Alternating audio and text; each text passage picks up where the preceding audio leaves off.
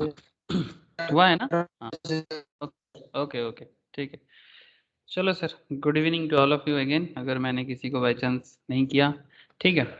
अच्छा देखो, हम लोग स्टॉक मार्केट में जो इस पर्टिकुलर एरिया में चल रहे हैं, किसी किसी के लिए तो ऑलमोस्ट स्टॉक मार्केट का बेसिक खत्म होने को है, किसी किसी के लिए स्टॉक मार्केट अभी चालू हो रहा है, ठीक है, कोई बात नहीं, अल्टीमेटली सीखना पूरा है। तो अच्छा, एक चीज़ मैं डिक्लेयर कर दूं, जिन लोगों का एनआईएसएम का एग्ज़ाम देना है वो लोग रेडी हो जाए, मैं मॉक पेपर अरेंज कर रहा हूँ। जो लोग स्टॉक मार्केट का एनआईएसएम फाउंडेशन का एग्ज़ाम देना चाहते थे, ठीक है, वो लोग रेडी हो जाए भाई मेंटली। मैं मॉक पेपर बहुत जल्दी रिलीज़ करूँगा आप लोगों के लिए, और जैसे ही मैं मॉक पेपर आप लोगों के साथ शेयर करूँगा, उसका टेस्ट आप लोग देते रहिएगा। एटलीस्ट 14-15 डेज़ आप मॉक टेस्ट दीजिएगा, उसके बाद आप एग्ज़ाम बुक करके ऑनलाइन में भी दे सकते हो। मतलब एनआईएसएम करेंटली ऑनलाइन भी हो रहा है, मैं आपको बता दूंगा कि कैसे कैसे हो रहा है, घर में बैठ के भी कर सकते हो। और ऑफलाइन मोड में अगर कोई देना चाहता है तो currently I don't know, most probably नहीं हो पा रहा है, जैसे कि कैलकाटा स्टॉक एक्सचेंज के ऑफिस में जो एग्ज़ाम होता है वो अभी थोड़ा सा ड्यू टू कोविड थोड़ा सा ऑफ है। अगर कोई ऐसा देना चाहता है थोड़ा बाद में देना, लेकिन अगर कोई घर में अपने कंप्यूटर के थ्रू से देना चाहता है तो इन दैट केस वो दे सकता है, वो भी प्रोविजंस करेंटली है। मैं आप लोगों के साथ क्वेश्चंस मॉक टेस्ट जो है एनआईएसएम फाउंडेशन या सिक्योरिटी मार्केट फाउंडेशन सीरीज 12 का मैं शेयर करूंगा, ठीक है। जैसे मुझे जितना पता है, मैं तो ऐसे सभी को बोलूंगा कि दे दो सर, कोई दिक्कत नहीं है, ठीक है। एक शेयर मार्केट का ऑथेंटिक सर्टिफिकेशंस भी मिलेगा, करियर में भी एक हेल्प हो सकता है अगर किसी को फ्यूचर में चाहिए स्टॉक, और सबसे बड़ा चीज़ एक खुद के कॉन्फिडेंस के लिए, चलो भाई स्टॉक मार्केट के बारे में कुछ जानते हैं, बट जिसको जिसको करना है, जैसे आई नो, जैसे रिजीत, स्नेहाशीष, आपका रूपम, ठीक है, ये लोग तो देगा ही मुझे पता है। और जो बाकी लोगों को भी मैं बोलूंगा कि आप लोग चाहो तो दे सकते हो, ठीक है सर, वो आप मेरे को बोलना, उसके हिसाब से मैं काम करूंगा, ठीक है। समझ में आया ना सर? एनआईएसएम के एग्जाम के लिए यस आप सर। लोग ठीक है, ओके सर, मैं आप लोगों को बताऊंगा आगे आगे कि किस तरह से मॉक पेपर होगा, मॉक टेस्ट कैसे देना है, मैं सब बताऊंगा आप लोग, ठीक है। अगर आप कैलकाटा स्टॉक एक्सचेंज के ऑफिस में जाके दोगे तो शायद थोड़ा वेट करना पड़ेगा, 2-3 महीना बाद हो सकता है, बट ऑनलाइन में भी वो लोग एक प्रोविजंस रख रहा है, मैं देख रहा था। तो अगर वैसा हो सकता है तो फिर आप ऑनलाइन में घर में बैठे भी दे सकते हो, ठीक है sir sir Arijit? MCQ based paper yes, MCQ based paper. And 100 marks sir. हाँ यस, 100 मार्क्स, 100 मार्क्स एनआईएसएम का एग्जीक्यूटिव बेस्ड पेपर है, फाउंडेशन। नेगेटिव मार्किंग मतलब सिक्योरिटी मार्केट फाउंडेशन में नहीं है, ठीक है, नेगेटिव मार्किंग नहीं है, 100 में 60 लाना है। एग्जाम के लिए मोस्ट प्रोबेबली 1700 का रजिस्ट्रेशन या एग्जाम चार्जेस लेते हैं सीट बुकिंग के लिए, ठीक है। बस वही रजिस्ट्रेशन है, वही एग्जाम फीस है, ओके, ठीक है। मैं आप लोगों को आगे आगे गाइड करते जाऊंगा, एक सेकेंड, ठीक है सर। चलो सर, हम लोग जो पर्टिकुलर डिस्कशन कर रहे थे स्टॉक मार्केट बेसिक्स में, जैसे कि लास्ट क्लास हम लोग नहीं कर पाए थे, बट उससे पहले क्लास में हम लोग डिस्कस कर रहे थे आप लोगों से की events and there impact on market. याद है आप लोगों को? थोड़ा याद दिलाना मुझे कि क्या हाँ कौन सा सर। क्या की इवेंट्स हो रहा था रूपम? सर जैसे कोविड हो गया। मार खाएगा तू। हाँ सर, ये है ना सर, बोल रहे। अरे वो यूएस में जब हुआ था, यूएस में। हाँ वो तो ठीक है, हाँ वो इकोनॉमिक क्राइसिस। हाँ, वो कोई ब्रदर क्या उधर, बैंक, रिजर्व बैंक उधर का कुछ। Lehman Brothers, very good. हाँ, लेमन ब्रदर्स। हाँ लेकिन नॉर्मली बोला जाए तो मैं आप लोगों के साथ बात कर रहा था ना कि जैसे मानो कि मॉनेटरी पॉलिसी, हाँ, फिजिकल हाँ पॉलिसी, फिर आपका इन्फ्लेशन का एरिया में बात नहीं किया, हाँ, ठीक है। इन्फ्लेशन में आज आपसे बात करूंगा, ठीक है। जैसे प्रीवियस क्लास में मैं आप लोगों के साथ मेनली बैंकिंग मॉनेटरी पॉलिसीज के बारे में मैंने बहुत सारा बात किया था आप लोगों से, ठीक है। जिसमें आप लोगों को याद होगा रेपो, रिवर्स रेपो, याद आ रहा है? हाँ, आरबीआई वो के चार side, percent exactly sir, repo rate, reverse repo rate भूलना नहीं है सर, भूलोगे थोड़ी ना चलेगा। इवन मैं आप लोगों को बोला था कि रिजर्व बैंक के साइड में जाके आप डेटा भी कलेक्ट कर लो, और ये बैंक का रेपो रिवर्स रेपो के ऊपर बेस करके बैंक निफ्टी कितना ज़्यादा फ्लैक्चुएट करता है, इवन कब मार्केट में ट्रेडिंग इनिशिएटिव कैसे होता है। तो जब भी आरबीआई ये repo rate, reverse repo rate आपके सामने मतलब रिलीज करता है, तो आपको उसके लिए रेडी रहना चाहिए, हमेशा आपको हर क्वार्टर में रेडी रहना चाहिए। याद आ रहा होगा? हाँ सर, बोलो ना, हाँ सर, याद आ रहा है कि नहीं आ रहा है? थोड़ा थोड़ा याद। हाँ वेरी गुड सर। चलो, तो ये था हम लोग का डिस्कशंस का लास्ट क्लास, ठीक है, लास्ट क्लास का डिस्कशन, सॉरी बोला डिस्कशन का लास्ट क्लास। की events and there impact on market, ठीक है। अब ये की इवेंट्स में जैसे आप लोगों ने मॉनेटरी पॉलिसी के बारे में मैंने बहुत सारा बात किया आप लोगों से, आरबीआई के बारे में बोला, ठीक है, इवन ये CRR, cash reserve ratio, SLR, statutory liquid ratio, reserve reverse repo, normal repo, इससे कौन से सेक्टर्स के सेक्टर स्टॉक में क्या इफेक्ट इम्पैक्ट आता है आप लोगों ने वो भी देखा था। जैसे banking sectors, automobile sector, housing finance sectors, real estate sector, metal sectors, इस सब में बहुत ज़्यादा इम्पैक्ट आता है, तो इसका भी आपको ध्यान रखना चाहिए, ठीक है। ये भी इसीलिए बेसिक्स ऑफ स्टॉक मार्केट में ये सब बातें होना बहुत ज़रूरी हो जाता है। Okay sir. सर आज क्या डिस्कस करोगे? सर आज मैं आप लोगों से इन्फ्लेशन के बारे में बात करूंगा, ठीक है। तो चलो सर थोड़ा दिमाग लगा के बात करें कि आज इन्फ्लेशन में बहुत इंटरेस्टिंग बात होगा। ऐसे तो ये इकोनॉमिक्स का डिस्कशन है, बट हम लोगों का मेन पॉइंट जस्ट इकोनॉमिक्स नहीं, इकोनॉमिक्स के साथ साथ मार्केट कैसे कनेक्टेड है। इकोनॉमिक्स में इन्फ्लेशन जो कॉन्सेप्ट है, इट्स अ मैक्रो इकोनॉमिक, ठीक है सर। इन्फ्लेशन क्या है? Inflation is a macro economic, ठीक है। ऐसे सभी monetary policy is also macro economy. Economy का दो पॉइंट होता है ना सर, एक माइक्रो इकोनॉमी और एक मैक्रो इकोनॉमी। नाम तो सुने होंगे आप लोग, माइक्रो मैक्रो, सुने कि नहीं सुने, बोलो ना। Hello. Yes, sir. Yes, sir. Very good sir. तो ये इन्फ्लेशन का जो पॉइंट है, ये बेसिकली मैक्रो इकोनॉमिकल कॉन्सेप्ट है। बट सबसे बड़ा सवाल जो मन में आपके जरूर आ रहे होंगे सर कि ठीक है सर आप मैक्रो इकोनॉमी समझाओ, जो समझाना है समझाओ, ऑब्वियसली, लेकिन आप इसके साथ स्टॉक मार्केट या कैपिटल मार्केट को कनेक्ट कर दो। यस सर, उसी उसी के लिए तो हम लोग रोज हर हफ्ते सैटरडे सैटरडे को मिलते हैं बेसिक में, ताकि हम लोगों को इकोनॉमिक्स के साथ मार्केट को कनेक्ट करा पाऊँ। ठीक है सर, चलो थोड़ा स्टार्ट करें, फिर आगे आगे बहुत सारे प्रैक्टिकल कनेक्शन में बात होगा, ठीक है।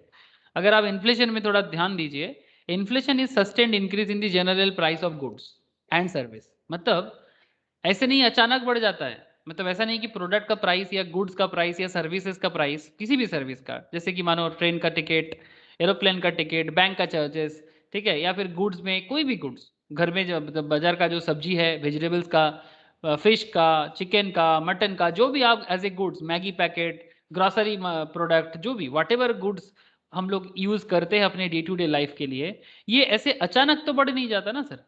हेलो, किसी भी चीज का दाम अचानक बढ़ता है कि सस्टेनेबल लेवल में बढ़ता है? बोलो ना। अचानक बढ़ेगा तो फिर वो तो खराब बात है ना, वो तो अच्छा बात नहीं है, वो तो मतलब वो अचानक क्राइसिस क्रिएट होता है। जैसे कि रिसेंटली एक क्राइसिस क्रिएट हुआ है मार्केट में, कुछ दिनों तक बहुत चला है, आप लोगों को पता होगा अगर आप लोग जानते हो। जैसे लेमन सर, लेमन एक है जो सर जिसको हम लोग बोलते हैं बंगाली में पाती नींबू, मतलब आई होप आप लोग जानते हो। एक होता है पाती नींबू और एक होता है सर मौसम्बी, है ना सर, जानते हैं सर आप लोग? Yes, sir. मौसम्बी, या बंगाली में हम लोग बोलते हैं मौसमी, Yes, sir. ठीक है। मौसमी नींबू या फिर मौसम्बी नींबू, ठीक है। ये जो नींबू है या लेबू जो भी बोलो आप, इसका अचानक मार्केट में क्राइसिस क्रिएट हुआ, जानते हो सर आप लोग? एक एक मौसम्बी का जो मौसम्बी जो है, एक एक मौसम्बी 30 रुपीज में बिक रहा है मार्केट में। क्यों? क्योंकि विटामिन सी इसके अंदर भरपूर पाया जाता है, और कोरोना विटामिन सी से डरता है ना। कोरोना विटामिन सी से डरता है, और मौसम्बी इसलिए सभी लोग खाना चालू कर दिया, ठीक है। तो अभी मैं आपको पूछना चाहता हूँ कि एक एक मौसम्बी 30 रुपीज, मजाक नहीं सर, बहुत महंगा है। एक मौसम्बी का price 30 rupees, can you imagine sir? हाँ, आपको मैं दिखाता हूँ, लेकिन मेरा सवाल आपसे दूसरा है। ये जो मौसम्बी का प्राइस 30 रुपीज आपको मौसम्बी का प्राइस 30 रुपीज या 25 रुपीज, जो भी आपने, अगर अभी थोड़ा सा मोस्ट प्रोबेबली कम हुआ है, ये देखो सर, अमेजन में कितना बोल रहे हैं सर, 500 ग्राम मौसम्बी 470 रुपया। आप देख पा रहे हैं सर, 500 ग्राम मौसम्बी 470 अमेजन में बिक रहा है। क्या आप लोगों को दिखाई दे रहा है? Yes, sir. Now my question is that, क्या इसको हम लोग इन्फ्लेशन बोलेंगे?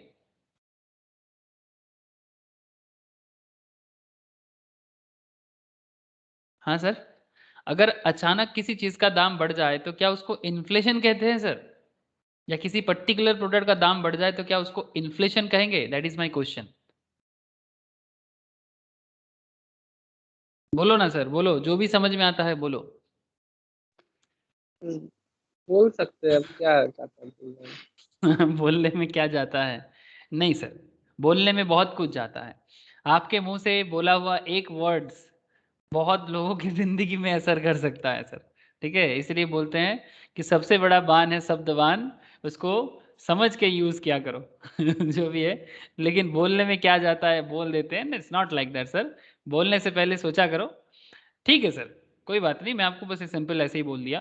लेकिन पॉइंट इज दैट कि इन्फ्लेशन का मतलब किसी एक प्रोडक्ट का दाम अचानक बढ़ जाना, that is not inflation. Inflation का मतलब होता है जब एक सस्टेन इंक्रीमेंट होता है, मतलब जैसे कि आप अगर किसी को पूछोगे बचपन, मतलब आपके घर में माँ को, पापा को, या फिर दादा दादी, जिसको भी मन है पूछो, उनको जस्ट पूछो कि दादाजी आप जब बचपन में आप ट्रेन में चढ़ते थे या बस में चढ़ते थे, कितना टिकट लेते थे? वो आपको बोलेगा, देखना, कि कोई बोलेगा 5 पैसा, कोई बोलेगा 10 पैसा, दादाजी टाइप के लोग कोई होंगे तो ऐसे बोलेगा 5 पैसा, 10 पैसा, कोई बोलेगा 1 नया, ऐसा भी बोलते हैं।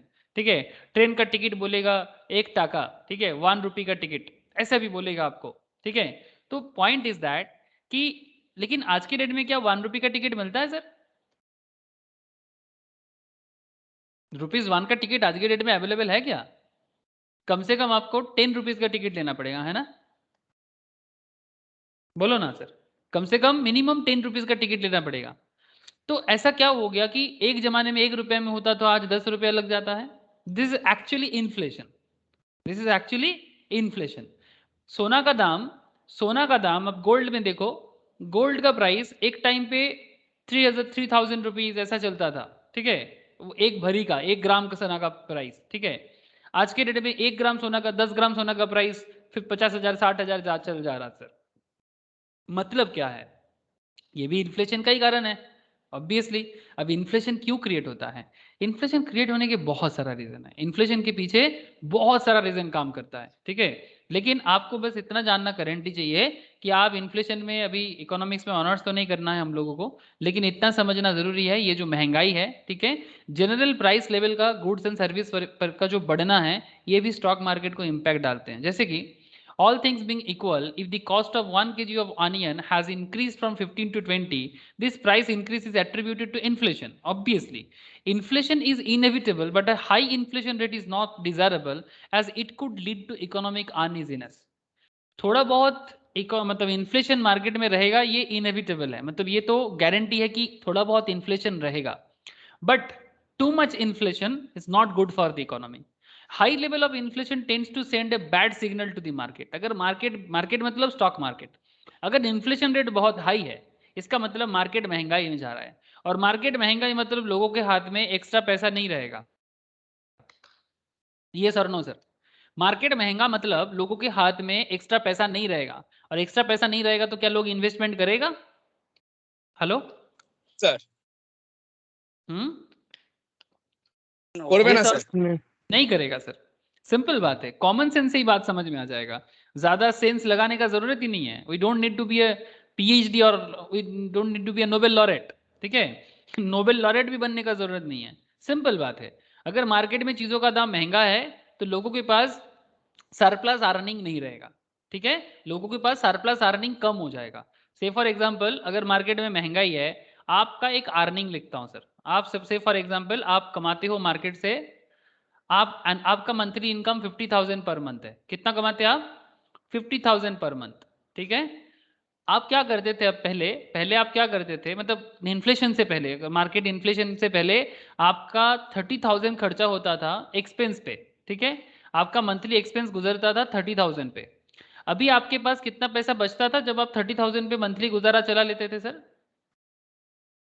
आप कितना सेव कर लेते थे? 20,000 ना, आप 20,000 सेव कर लेते थे। अब 20,000 सेव करके आप एनुअली 20,000 इंटू 12 करके ऑलमोस्ट 2,40,000 आप इन्वेस्टमेंट कर देते हो। लेकिन प्लीज टेल मी, आपका इनकम नहीं बढ़ा सर, लेकिन मार्केट में महंगाई आ गया, तभी तो महंगाई है। अगर इनकम भी बढ़ा और मार्केट भी बढ़ा तब महंगाई थोड़ी ना होगा। हाँ सर, महंगाई भी बढ़ा और आपका इनकम भी बढ़ा, तब थोड़ी ना महंगाई, वो तो एडजस्ट हो गया। ये sir no, hello, Yes, sir. बोलो ना। Yes, sir. हाँ, आपका जवाब बहुत कीमती है मेरे लिए, आपका जवाब बहुत कीमती है मेरे लिए। आपका हाँ ना बहुत मायने रखता है, जैसे रूपम की तरह नहीं, बोल दो ना हाँ ना में क्या जाता है। हाँ हाँ रूपम, रूपम को बोलेंगे तो रूपम बोलेगा हाँ हेलो बोल सर। के। हाँ बोलो सर बोलो। हाँ सर। रूपम गुस्सा तो नहीं कर रहा है ना तू, मैं मजाक कर रहा नहीं हूँ। नहीं नहीं सर, नहीं। अच्छा तू गुस्सा करेगा भी तो कोई दिक्कत नहीं है, तू ज्यादा देर तक गुस्सा कर नहीं सकता। सर गुस्सा क्यों करेंगे? हाँ नहीं कर सकता है, इंसान है, गुस्सा गुस्सा प्यार सभी कुछ आएगा ना मन में। अच्छा अच्छा देख बात क्या था कि 30,000 अगर तू कमाता है, सॉरी सेव करता था, अभी महंगाई में, महंगाई के बाजार में, तो क्या तेरा सेविंग कम नहीं हो जाएगा? हो जाएगा काम। कम हो जाएगा। लोग सोचते हैं, एक गलत फहमी है सर लोगों का। गलत फहमी क्या है, अगर स्टॉक मार्केट में इनकम करना है ना सर, तो कभी भी ना अपना हार्ड अर्न मनी को ना इन्वेस्ट नहीं करना चाहिए। सर ये बात आपको मैं बता देता हूँ, कभी भी अपना जो हार्ड अर्न मनी है, मतलब जो पैसा बहुत मेहनत से कमाते हो ना, उसको कभी भी मार्केट में मत डालो। क्यों सर? बिकॉज मार्केट रिस्क है सर, मार्केट में अप डाउन होता है, ठीक है, सब्जेक्ट टू मार्केट रिस्क है। तो सर क्या करें फिर? सर आप अपना अर्निंग का वो पार्ट, जो पार्ट आपका हार्ड अर्निंग के अंदर नहीं आता, ठीक है, मतलब जिसमें आपका बेसिक नीड्स फुलफिल हो जाएगा, उसके बाद अगर कुछ एक्स्ट्रा होता है, वो पैसा मार्केट में डालो। बेसिक नीड्स के बाद, मतलब लोगों का होता है ना घर बार बिक गया, अब घर बार क्यों बिकता है? बिकॉज लोग क्या करते हैं, अपना बेसिक नीड्स फुलफिल ना करके उसका पैसा को मार्केट में लगा देता है। ऐसा थोड़ी ना लगाना चाहिए। क्या लगता है आप लोगों को? बोलो सर, ये सजेशन अच्छा है कि बुरा है? अपना बेसिक नीड्स का पैसा भी मार्केट में लगा दोगे क्या? अरे घर में फैमिलीज को खाना नहीं खिलाओगे जो मेहनत से कमाते हो? बात को समझ में आ रहा है कि नहीं आ रहा है? रोटी कपड़ा मकान, ठीक है, फूड शेल्टर क्लोथ का जो बेसिक नीड्स है, अरे वो पैसा तो आप रखो, उसके लिए तो आप घर में अपना संसार को चलाओ, अपना जो फैमिली है, वो पैसा को मार्केट में नहीं डालना चाहिए सर। तब फैमिली मुश्किल में आ जाएगा, तभी लोग रोड में आ जाते हैं, बोलते हैं ना स्टॉक मार्केट में पैसा लगा के रोड में आ गया, ऐसे बोलते हैं ना, सुने हो कि नहीं सुने हो? हाँ सर, Yes, sir. है ना, तो क्यों वो सुनते हो फिल्म ऐसा? में, हाँ बोलो। हाँ वो फिल्म में बड़ा सुना है वो सर। हाँ मूवी में भी हुआ है सर, रियल लाइफ में भी बहुत लोग हुआ है, तभी तो पेरेंट्स बोलते हैं ये स्टॉक मार्केट अच्छा जगह नहीं है, क्यों स्टॉक मार्केट का दिमाग खराब कर रहा है, तभी तो पेरेंट्स बोलते हैं। लेकिन मुश्किल यही होता है कि लोग ना अपना फाइनेंशियल प्लानिंग नहीं कर पाता, ठीक है, इसी को बोलते हैं सर फाइनेंशियल प्लानिंग, ठीक है, कि आप अपने पास जितना पैसा आपका आता है उसको आप कैसे प्लानिंग करते हो, ठीक है। इसीलिए इन्फ्लेशन के भी लड़ने का ताकत आपको मिल जाएगा, ठीक है, लेकिन मुश्किल यही है कि जब मार्केट में महंगाई होता है, वो महंगाई आपका कुछ अर्निंग को मार देता है, और उसके ऊपर डिपेंड करके स्टॉक मार्केट में जो सेंसेक्स और निफ्टी का जो रैली चलता है ना, वो थोड़ा सा थम जाता है, उसका थोड़ा मुश्किल हो जाता है। जैसे सेंसेक्स और निफ्टी का रैली अभी बहुत अच्छा जा रहा है, इसके पीछे क्या रीजन है? इकोनॉमी तो डाउन है सर अभी, और इन्फ्लेशन भी थोड़ा ज़्यादा हुआ है अभी। इन्फ्लेशन है सर, मार्केट में काफ़ी इन्फ्लेशन है, डेटा अभी नहीं मिलेगा आपको बिकॉज अभी तो कोविड सिचुएशन है, बट इन्फ्लेशन अच्छा खासा है, लेकिन मार्केट में सेंसेक्स निफ्टी बढ़ रहा है। अब इसका क्या रीज़न है?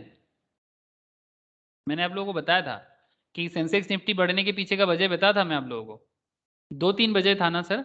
देर आर टू थ्री रीजंस। एक, इंटरनेशनल मनी का, इंटरनेशनल मनी इंडियन मार्केट में बहुत ज़्यादा इंक्लूड हो रहा है, इंटरनेशनल मनी का फ्लो हो रहा है सर इंडियन बिजनेस में एफडीआई के थ्रू से, जो मार्केट के लिए कॉन्फिडेंस क्रिएट कर रहा है कि इंडिया में फ्यूचर बहुत ज़्यादा है, इंडिया का बिजनेस फ्यूचर बहुत हाई है, India is very potential country. तो इसके चलते क्या हो रहा है कि फॉरेन कंट्री का, फॉरेन इकोनॉमी का पैसा का flow Indian money in currency में बहुत ज़्यादा इंडियन मार्केट में आ रहा है, that is one of the reason. Second reason, stock market में लोगों का पार्टिसिपेशन ज़्यादा हो गया। आप लोगों को मैंने एक डेटा ग्रुप में शेयर किया, आप लोगों ने देखा, स्टॉक मार्केट में लोगों का पार्टिसिपेशन ज़्यादा हो गया। लास्ट एक साल में every month 13 lakh, every month 13 lakh per month करके लोगों ने डीमैट अकाउंट ओपन किया। ये डेटा आपने देखा होगा ग्रुप में, देखा है क्या आप लोगों ने? हाँ सर, बोलो ना, देखा कि नहीं देखा? लास्ट ईयर, एवरी हाँ sir, month, last last, year. हाँ लास्ट ईयर 2020 लॉकडाउन के बाद से हर मंथ अप्रोक्स 13 लाख के आसपास का अकाउंट ओपन हुआ है एवरेज।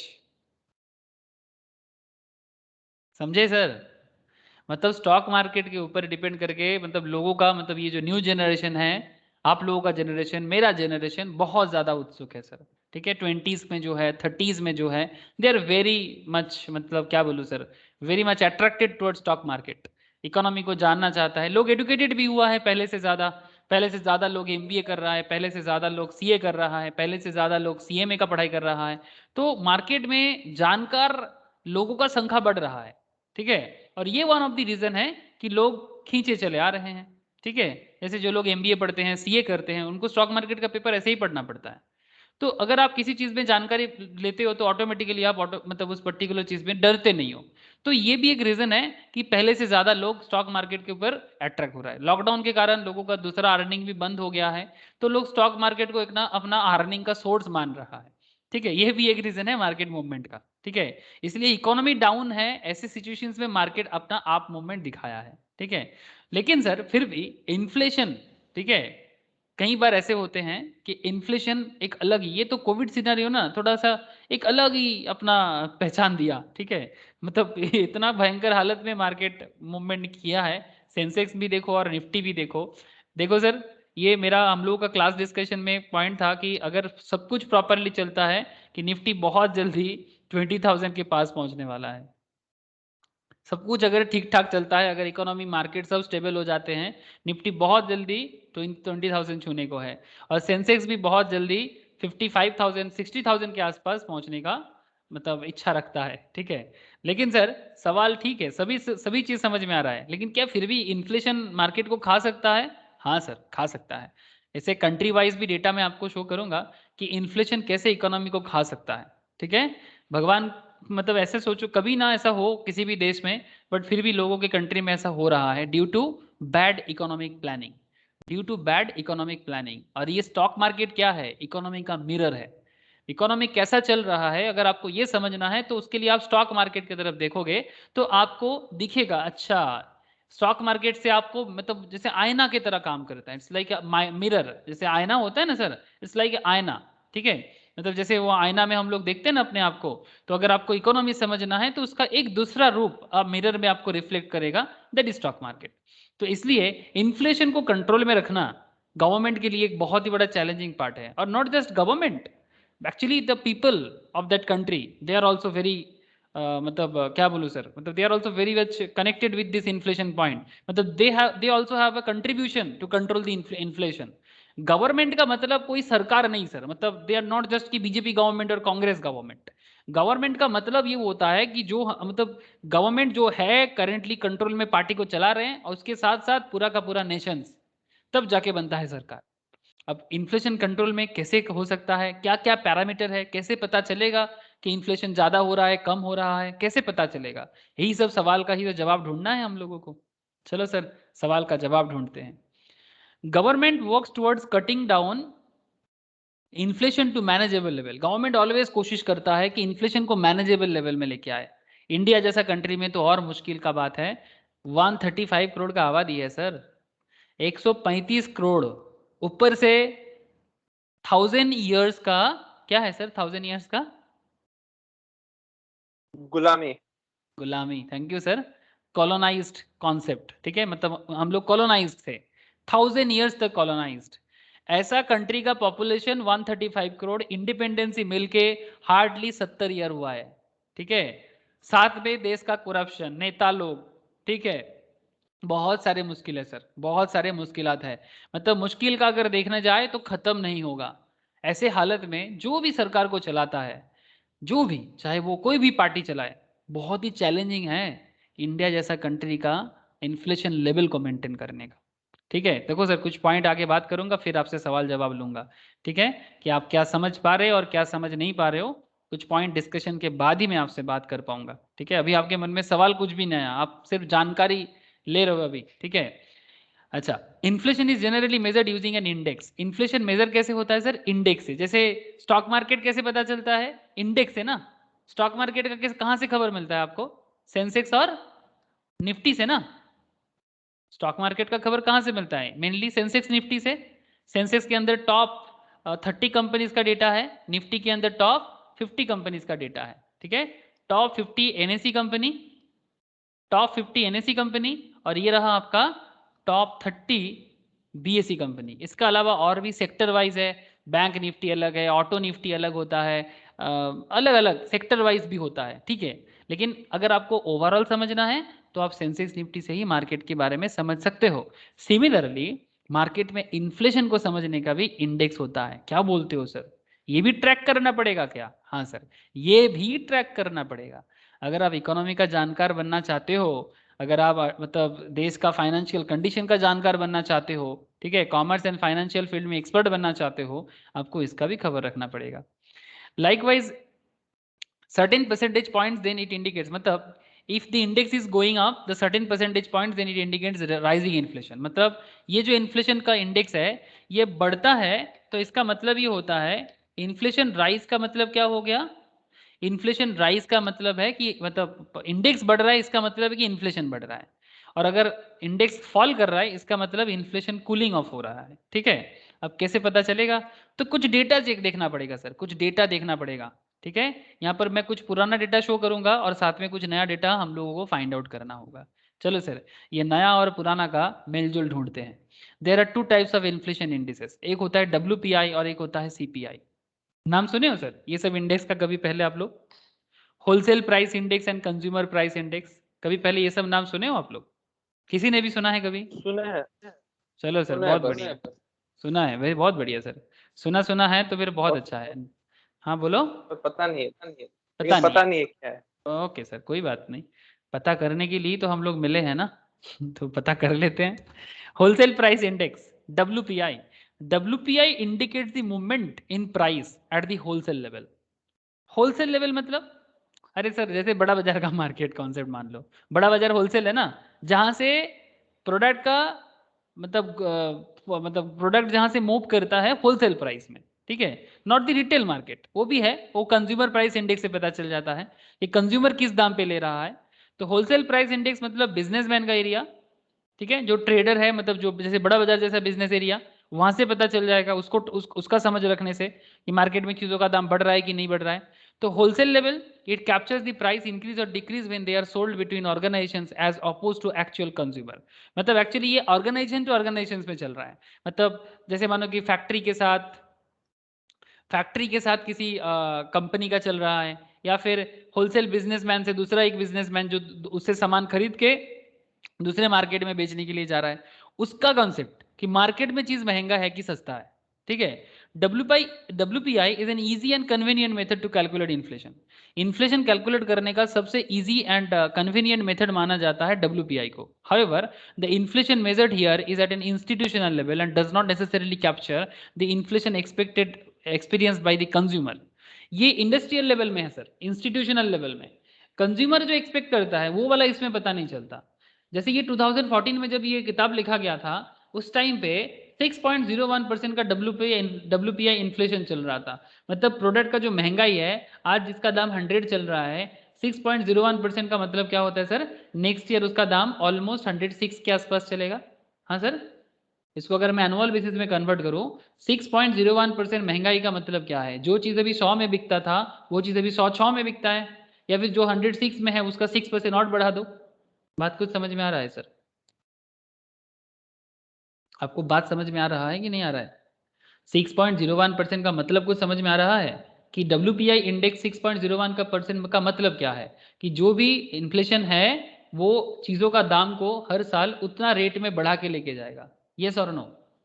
हेलो, बोलो ना सर, जो भी समझ पा रहे हो या नहीं, whatever, please tell me sir. सभी को समझ आ रहा है ना? किसी को कोई डाउट?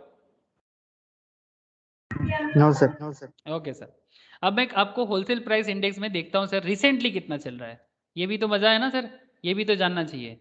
ये एक रिसेंट डेटा है सर, इकोनॉमिक टाइम्स में 6 मई को निकला था, मतलब लास्ट मंथ का डेटा है। मैं इसको देखा था, मैं तभी से इसको रखा था अपने पास इस लिंक को, इकोनॉमिक टाइम्स का। मैं पेपर में देखा था, फिर बाद में इसको मैं ऑनलाइन में ढूंढा था। अच्छा देखो, उसके बाद आप इस तरह का डेटा को फाइंड कहाँ से कर सकते हो वो भी मैं बताऊंगा आपको, ठीक है। ओरिजिनल डेटा कहाँ से फाइंड होगा वो भी मैं बताऊंगा। ये डेटा मुझे अभी दिखा तो मैं दिखाता हूँ आपको। देखो sir, WPI inflation accelerated to 9.1% and CPI that is consumer price index moderated. Consumer price index 3.9% है, लेकिन WPI इन्फ्लेशन 9.1% है। मतलब इंडस्ट्रियल लेवल में तो दाम बढ़ गया है, बट कंज्यूमर लेवल में थोड़ा मॉडरेटेड है। 9.1% ये रिसेंट ट्रेंड का था सर, एकदम रिसेंट ट्रेंड की, ये कोविड एरा में चल रहा है। मतलब जो चीज़ 100 में मिल रहा है उसका 109 होने का चांसेस बढ़ जाता है इंडस्ट्रियल लेवल में, और कंज्यूमर लेवल में जो 100 रुपीज़ में मिल रहा है वो करीब 104% के आसपास जा सकता है। ये अप्रैल का डेटा है, और वो भी डेटा किसने रिलीज किया था sir? Morgan Stanley, famous finance firm है sir, famous financial advisory firm है वर्ल्ड का मॉर्गन स्टैनली। उन्होंने इसको डिसाइड किया था इंडिया के लिए, ठीक है। As the country grapples with the COVID second wave, the inflation में raise concerns of the economy. Morgan Stanley, we expect WPI inflation to have accelerated to 9.1 in April from 7.4 on year. मतलब year on year चल रहा था 7.4, but Covid situations में वो 9.1 में चला गया था, बिकॉज इंडस्ट्री बंद पड़ा था, मार्केट में काफ़ी सारी चीज़ें बंद हो गया था, तो ऑटोमेटिकली चीज़ें महंगा हो जाएगा। Predominantly by low base. While we expect food price to have declarated, non-food inflation is expected to have accelerated sharply due to low base effect, Morgan Stanley report में बताया जा रहा है। तो ये है रिसेंट ट्रेंड में एक ट्रेंड जो आपको मैंने WPI और CPI के थ्रू से दिखाया। अगर मैं आपको रिसेंट डेटा एकदम क्या चल रहा है देखो, तो इंडियन इकोनॉमी में जाने से शायद मुझे मिल जाए, एटलीस्ट WPI मिल जाएगा। देखते हैं सर, WPI CPI, यस मिला सर, मिल गया। CPI 2021 फरवरी का कितना दिख रहा है सर? देखो तो ये कांस्टेंट लेवल में है, वो ट्रेंड था 4% का। ये फरवरी में कितना चल रहा था, दिखाई दे रहा है क्या? ये CPI है, कंज्यूमर प्राइस इंडेक्स। मतलब कंज्यूमर कितना इफेक्ट ले पा रहा है, 100 का चीज उसको 105 लगेगा या फिर लग जाएगा। 5.03%। बोलो सर, समझ में आया कि नहीं आया? समझ में आ रहा है कि नहीं आ रहा है? Yes, sir. Yes, sir. Snehashish, Arijit बोलो, समझ में नहीं आ रहा है क्या? Animesh? Yes, sir. Okay sir, ठीक है। तो ये रहा इन्फ्लेशन का CPI एरिया, और WPI भी मैंने आपको ट्रेंड दिखाया, ठीक है। यहाँ पर WPI मुझे दिख नहीं रहा है, अगर WPI इसमें क्यों नहीं दिया पता नहीं, देना चाहिए था। एक सेकेंड, FDI WPI नहीं, यहाँ पर WPI के बारे में ज़्यादा कुछ बोला नहीं है, बट फिर भी CPI का डेटा तो हमें यहाँ पर मिला, ठीक है। तो ये CPI WPI ये भी मार्केट को काफ़ी ज़्यादा मतलब इम्पैक्ट दे सकता है, ठीक है। तो कंज्यूमर प्राइस इंडेक्स जिस टाइम पे 2014 के आसपास में अगर बात करूं, तो CPI on the other hand captures the effect on the change in price at the retail level. As consumer, that is CPI inflation is what really matters. The calculation of CPI is quite detailed as it involves classifying consumptions into various categories and subcategories across urban and rural region. मतलब ये ना बहुत मेहनत का काम है, आपको शहर शहर में, गांव गांव में जाना पड़ेगा। अच्छा, आपको क्या लगता है, गांव में महंगाई ज़्यादा है कि शहर में महंगाई ज़्यादा है? क्या लगता है सर? गांव में शहर में ही महंगाई? होगा। हाँ सर, ऑब्वियसली शहर में ही महंगाई ज़्यादा है। मैं आपको बताता हूँ, मेरा घर है सर झाड़ग्राम में, मतलब मेरा नेटिव है वहाँ पर, मेरा माँ पापा, मैम के घर में मैम की माँ पापा सभी लोग, हम लोग झाड़ग्राम से ही बिलोंग करते हैं। तो वहाँ पर मेरा घर भी है, एंसेस्ट्रल जो भी मेरा पापा का घर है सब कुछ वहीं पर है। तो वहाँ पर मैं सब्जी का हिसाब किया, एक दिन मैं 100 रुपीज़ लेके वहाँ पर सब्जी लेने गया, ठीक है। पॉकेट में 100 रुपीज़ था, मैं इतना सब्जी लाया सर, भरपेट 3 दिन खाया आराम से। मतलब 4 जन की फैमिली मेंबर, तो आराम से 3 दिन सब्जी खा लिया। लेकिन 100 रुपये में कोलकाता में सब्जी लेने जाता हूँ, मेरा क्या खरीद के लाता हूँ जानते हो सर? हार्डली 1 केजी आलू, 500 टमाटर, ठीक है, 1 केजी आलू दैट इज पोटैटो, 500 टमाटो, ठीक है, 50 ग्राम मिर्चा, ठीक है, आलू प्याज टमाटर और 500 ग्राम ऑनियन, मोस्ट प्रोबेबली हार्डली। ये हार्डली मैं खरीद सकता हूँ 100 ग्राम से। बट सर गांव में आप ये सब के साथ साथ और भी 500 ग्राम या 1 किलो के आसपास का कोई सब्जी दूसरा खरीद सकते हो। ये है इन्फ्लेशन। अगर मैं बहुत गलत हूँ तो कोई मुझे बता सकते हो sir, if I am wrong. मतलब ये मेरा मार्केट एनालिसिस है, किसी को लगता है कि सर आप गलत हो तो आप बोल सकते हो। No, sir. Right. ठीक है सर, जो लोग मार्केट जाते हो शायद वो समझ जाओगे कि 100 रुपीज़ में कोलकाता में जाओगे तो आपको हार्डली 1 kg आलू, 500 ग्राम टमाटर, ठीक है, वो भी टमाटर जब महंगा चलता है तब नहीं, ठीक है, तब आपको 200 ग्राम टमाटर मिलेगा या 250 ग्राम, 250 ग्राम, और 50 ग्राम मतलब हरा मिर्चा, दैट इज कांचा लौंगा, और ऑनियन हार्डली 500 ग्राम या 250 ग्राम ऑनियन मिलेगा, आपका 100 रुपीज़ खत्म। लेकिन गांव में, मतलब जो छोटा शहर है, वहां पर अब 100 रुपीज़ से ऑलमोस्ट इसके साथ साथ और भी 2 तरह का सब्जी आप आराम से खाने के लिए आराम से कर सकते हो। इसका मतलब से ये चीज तो क्लियर है सर, ठीक है, कि गांव साइड में इन्फ्लेशन ऑब्वियसली कम रहेगा, लेकिन शहर में इन्फ्लेशन ऑब्वियसली हाई रहेगा। बट फिर भी कंज्यूमर प्राइस इंडेक्स जब कंट्री का होता है तब वो ओवरऑल होता है, तब वो ओवरऑल होता है। अब इसको कैलकुलेशन करना ना इतना आसान नहीं है। Each of these categories is made into an index. This means the final CPI index is in composition level of several internal indices. बहुत सारा अलग अलग कॉन्सेप्ट के साथ देख के तब जाके सीपीआई मेजर होता है, ठीक है। तो ये जैसे आपने देखा करेंटली 5.04 और ट्रेंड चल रहा था 4%, अप्रैल का ट्रेंड चल रहा था 4% और फरवरी का ट्रेंड चल रहा था 5%। मतलब सीपीआई लेवल में इन्फ्लेशन थोड़ा कम हुआ है, क्योंकि एग्रीकल्चरल लेवल में ये थोड़ा सा अच्छा हुआ है, लेकिन कुछ लेवल में थोड़ा सा मुश्किल भी है। इसके लिए इंडस्ट्रियल प्रोडक्शन भी देखना पड़ेगा। ओके चलो सर, वो भी देखेंगे ना। तो computation of CPI is quite rigorous and detail. It is one of the most critical matrix for studying the economy. Economy का समझने के लिए सबसे क्रिटिकल कंप्यूटेशन माना जाता है कंज्यूमर प्राइस इंडेक्स को। कहाँ मिलेगा सर? आप जाओ national statistical agency called the ministry of statistics and programme implementation, MoSPI, ठीक है। अब इनके पास जाओगे तो आपको इसका मिलेगा, मॉस्पी के साइट में जाओ, मिनिस्ट्री ऑफ स्टैटिस्टिक्स के साइट में जाओ, आपको डेटा मिलेगा। Publishes the CPI numbers around second week of every month. हर मंथ के सेकेंड वीक में आपको सीपीआई का डेटा मिल जाएगा sir, every month second week. समझ में कुछ आया? ये होमवर्क है आप लोगों का, आप लोग इसको कलेक्ट करके ग्रुप में बताइएगा कि sir currently second week of every month में क्या डेटा रिलीज किया है मिनिस्ट्री ऑफ स्टैटिस्टिक्स ने। करोगे सर? होमवर्क समझ में आया क्या होमवर्क दिया मैंने आप लोगों को? आप लोग एवरी मंथ के सेकेंड वीक में जो data ministry of statistics publish करता है, अब वो साइट्स में जाके उस डेटा को कलेक्ट करके ग्रुप में शेयर करोगे। इतना तो कर ही सकते हो। हेलो, हाँ सर, हाँ सर। बस इतना ही करने के लिए बोल रहा हूँ, करो ना सर। हाँ बोलो सर, बोलो, कोई कुछ कहना चाहते हो? नहीं नहीं, हम वही हाँ बोल रहे थे। Okay sir.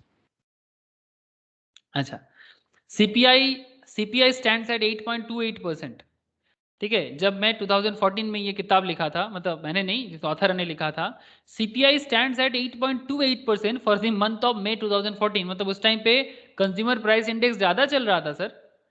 मतलब उस हिसाब से देखा जाए तो कोविड सिचुएशन में ज्यादा अच्छा चल रहा है सर।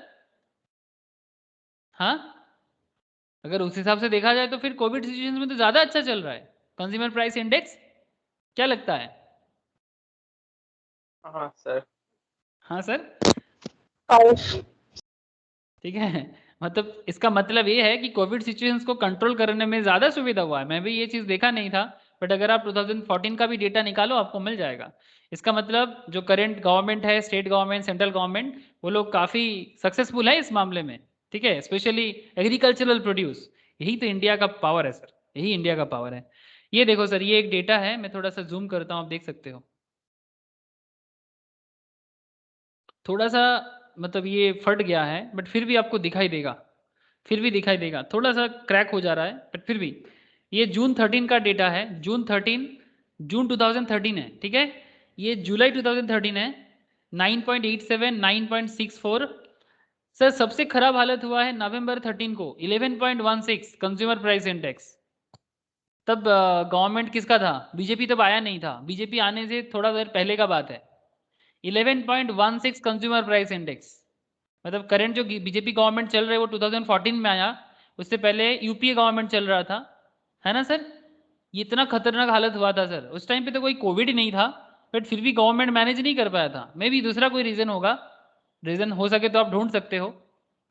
हाँ सर, कुछ समझ में आ रहा है सर? ये सब के साथ स्टॉक मार्केट का बहुत कनेक्शन है, ये सब के साथ स्टॉक मार्केट का बहुत कनेक्शन है सर, बहुत ज़्यादा। बिना, बिकॉज इकोनॉमी का मिरर है स्टॉक मार्केट। अगर आप रियल इकोनॉमी को समझते हो तो फिर स्टॉक मार्केट भी आपको आसान लगेगा सर। यही है अलग बात, जो नॉर्मल इंसान स्टॉक मार्केट को समझते हैं और आप लोग जैसे पढ़ा लिखा लोग जो मार्केट को सच में अंदर से समझते हैं, ठीक है, it's like Jhunjhunwala types, Ramdev Agarwal, Motilal Oswal, ठीक है, ये लोग मार्केट को इतना ज़्यादा क्यों समझ पाते हैं? Because they know the economy, because they know the economy. Maximum लोग ना ये सब पढ़ना नहीं चाहता इतना। जैसे मैं आपको बोलता हूँ सर, अगर मैं 100 लोगों को बोलूँ कि अभी आओ कि मैं आपको इन्फ्लेशन के बारे में बताऊंगा, सर 100 में से हार्डली 10 जन बोलेगा कि ठीक है सीखूंगा, बाकी 90 जन बोलेगा नहीं नहीं सीखना है। क्यों? उनको क्या लगता है जानते हो? उनको लगता है कि टेक्निकल चार्ट देख के ही वो इनकम कर लेगा। अगर मैं गलत बोल रहा हूं तो आप बोलिएगा मुझे। आप लोग मेरा बात समझ में आ रहा है सर? मैंने बहुत जन से बात करता हूं सर, ज्यादातर लोगों को यही लगता है कि वो तो कमा लेगा मार्केट में बस टेक्निकल चार्ट देख के, उनको और कुछ नहीं चाहिए, उनको सिर्फ चार्ट देखना है, चार्ट देख के ही सब कुछ कमा लेगा सब कोई। मार्केट इकोनॉमी के साथ कोई कनेक्शन लेने का जरूरत ही नहीं है, मतलब दैट इज द फीलिंग्स। ये मैं देखा हूं कि मार्केट में लोग ऐसे ही फील करते हैं। बट आपको क्या लगता है? चार्ट ग्राफ तो स्टॉक मार्केट को समझने का, रीड करने का एक पैटर्न है। जैसे कि जो लोग जैसे एवरी सैटरडे मॉर्निंग को होता है, अनिमेश है, अनिमेश टेक्निकल क्लास करता है। अनिमेश बोल, अनिमेश का आवाज मुझे नहीं आ रहा है। हेलो স্যার চার্ট দেখলে প্রফিট বুক করতে পারবে, কিন্তু মার্কেটে জ্ঞান না থাকলে তো সেক্টর চুজ করতে পারবে না। एग्जैक्टली सर, वही तो मैं बोल रहा हूँ। चार्ट देख के तुम प्रॉफिट कभी कभी बुक कर सकते हो, लेकिन अगर आपको मार्केट का नॉलेज ना हो, इकोनॉमी का नॉलेज ना हो, तो फिर आप कभी भी आपको मार्केट मात दे देगा। किसी भी मूवमेंट में मार्केट आपको मात दे देगा, मतलब आपको हरा देगा मार्केट।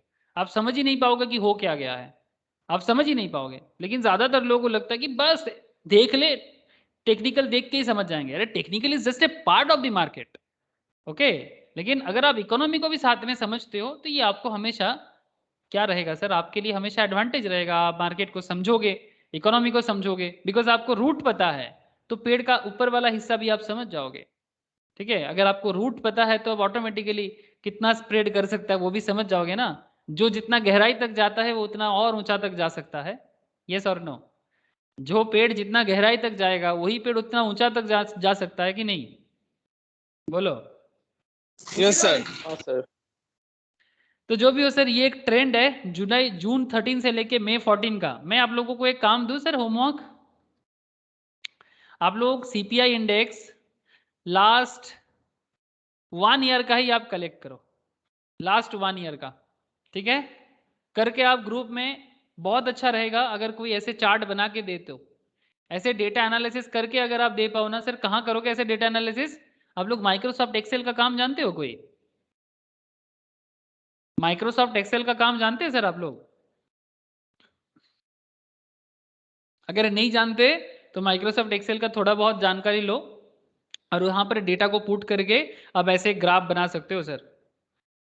ऐसे ग्राफ को बना सकते हो, बार ग्राफ में पुट करो और डेटा पुट करो। ऐसे कर पाओगे सर? हेलो? Yes sir. हाँ करो ना सर, ये सब एक्टिविटी के साथ कनेक्टेड हो जाओ ना। हाँ मजा आएगा। आप हमेशा कनेक्टेड रहोगे, ऑलवेज कनेक्टेड रहोगे। मैं देखूंगा कि कौन प्रोजेक्ट जमा करता है ग्रुप में, ठीक है। स्टॉक मार्केट एडवाइजरी ग्रुप में ही जमा करो, ठीक है। स्टॉक मार्केट एडवाइजरी ग्रुप में ही आप लोग ये सब डेटा थोड़ा जमा करो, मैं देखूंगा। इस तरह से अगर थोड़ा सा प्रेजेंटेशन के साथ करोगे तो और मजा आ जाएगा। ठीक है सर, देखते हैं कौन कौन सुनता है मेरा बात। अच्छा सर, अच्छा तो ये हो गया हमारा सीपीआई, ठीक है। जैसे आप यहाँ पर देख लिया ना कि as you may notice the CPI inflation has kind of cooled off from the peak in 11.16% in November. The RBI challenges to strike balance between inflation. RBI का बहुत बड़ा चैलेंज होता है कि इन्फ्लेशन एंड इंटरेस्ट रेट को control करना, ठीक है। यूजुअली नॉर्मली क्या होता है sir, low interest rate tends to increase the inflation. जब मार्केट में इंटरेस्ट रेट आरबीआई का लोअर होता है तब मार्केट में इन्फ्लेशन ज्यादा होता है, और जब इंटरेस्ट रेट हायर होता है तब इन्फ्लेशन कम हो जाता है। ऐसा क्यों? आरबीआई का रेपो और रिवर्स रेपो का रेट हायर होने से इन्फ्लेशन कम, और आरबीआई का मतलब रेपो एंड रिवर्स रेपो कम होने से इन्फ्लेशन ज्यादा। ये नॉर्मली देखा जाता है, बट नॉट ऑलवेज, बट फिर भी ये वन ऑफ द पैटर्न है सर। कोई बता सकते हो क्यों ऐसा होता है? ऐसा क्यों होता है जब इंटरेस्ट रेट कम होता है तब इन्फ्लेशन क्यों बढ़ता है, और ऐसा क्यों होता है जब इंटरेस्ट रेट ज़्यादा होता है तब इन्फ्लेशन कम क्यों हो जाता है? कौन बोलेगा? बोलो सर, अरे बोलो ना, कोई तो बोलो, किसी से तो मैं सुनो कि सर ऐसा क्या रीजन हो सकता है। अनिमेश, ऋषभ, कोई तो बोलो सर कि इन्फ्लेशन के साथ इंटरेस्ट रेट का ऐसा क्या कनेक्शन है, ऐसा क्या गहराई है, कैसा हो जाता है? हेलो सर, वहाँ बोलो सर, मैं सुन रहा हूँ। ये तुक्का है बस, हाँ हाँ, तुक्का है, वो गेस है। गेस है। हम गेस कर रहे हैं, मतलब कि मतलब अच्छा हाँ, डिमांड के कारण होता होगा कि जब डिमांड के इंटरेस्ट कारण। कम होता होगा तो बहुत बेसी लोग लेता होगा तो। हेलो, हाँ बोल, मैं सुन रहा हूँ। जब इंटरेस्ट कम होगा तो बहुत लोग ये करेगा, ये मतलब लेगा, तो उसी क्या कारण होता लेगा? होगा। बहुत लोग क्या लेगा? मतलब कोई लोन लेगा या फिर कुछ भी लोन या फिर एनीथिंग, तो उससे मतलब ऐसे ही गेस मार रहे थे। हाँ तो बोलना, हाँ तेरा सम, गेस ही ठीक है, तू गेस मार रहा है मार, लेकिन तू जो बोलना चाहते वो तो बोल कि जब इंटरेस्ट हाँ, रेट कम रहेगा तो लोग ज्यादा लोन लेगा, लेकिन इसमें इन्फ्लेशन के साथ क्या कनेक्शन हो जाता है? अगर इंटरेस्ट रेट ज्यादा रहेगा तो लोग लेगा ही नहीं, तो डिमांड एक तरह का डिमांड टाइप सिचुएशन, ऐसा ही हमको लगता है। चलो सर, कम से कम ट्राई तो किया, बहुत अच्छा सर, थैंक यू, आपने ट्राई किया, मैं बहुत खुश हूँ। बाकी और कोई ट्राई करोगे सर?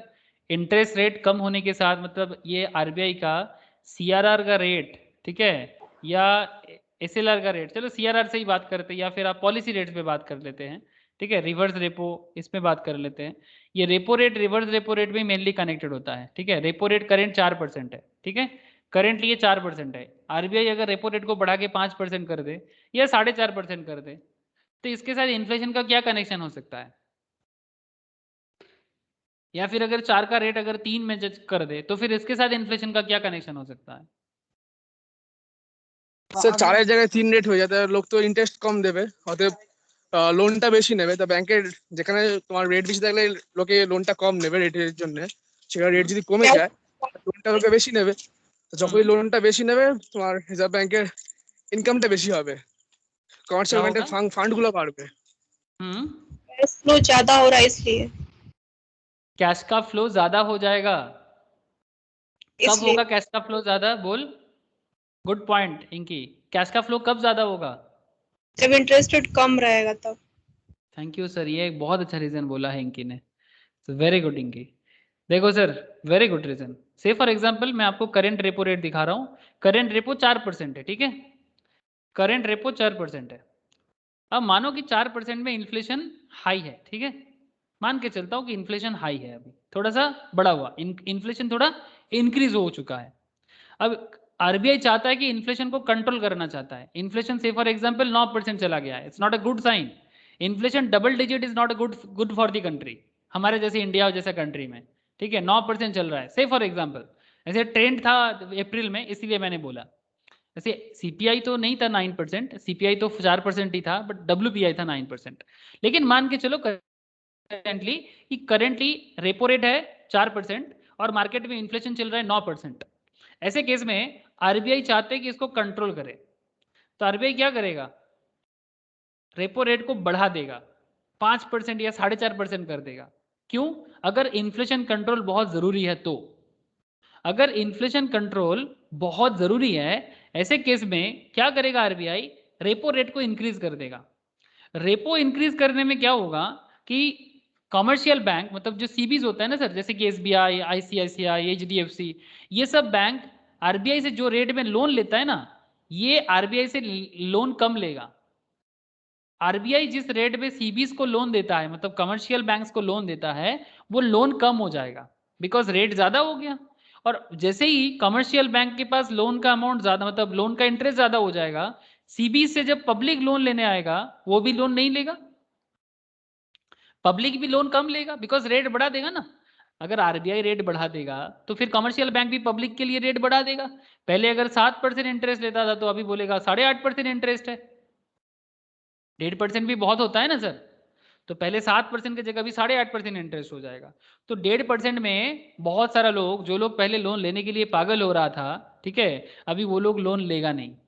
तो जैसे ही लोन मार्केट में, मतलब लोगों के हाथ में, जैसे कि इसने, इंकी ने बहुत अच्छा पॉइंट बोला कि कैश का फ्लो, लोन लेगा नहीं तो ऑटोमेटिकली कैश का फ्लो लोअर, इकोनॉमी में कैश कम हो जाएगा, कैश फ्लो लोअर हो जाएगा। कैश फ्लो लोअर मतलब प्रोडक्ट का जो प्राइस है ना, उसके लिए ज्यादा लोग दाम देने के लिए रहेगा नहीं सर, प्रोडक्ट का प्राइस देने के लिए ज्यादा लोग रहेगा नहीं, ठीक है। तो ऑटोमेटिकली मार्केट में प्रोडक्ट का प्राइस क्या हो जाएगा, प्राइस क्या हो जाएगा सर, अगर ज्यादा लोग दाम देने के लिए नहीं रहेगा, सबके हाथ में ज्यादा पैसा नहीं है, ठीक है, सबके हाथ में थोड़ा थोड़ा करके पैसा है, जो ज्यादा पैसा चल रहा था तो मार्केट में चीजों का दाम ज्यादा हो रहा था, दुकानदार भी ज्यादा दाम बोल रहा था। लेकिन अब क्या होगा, अब लोगों के हाथ में कैश का फ्लो कम हो जाने से ऑटोमेटिकली प्राइस कंट्रोल हो जाएगा।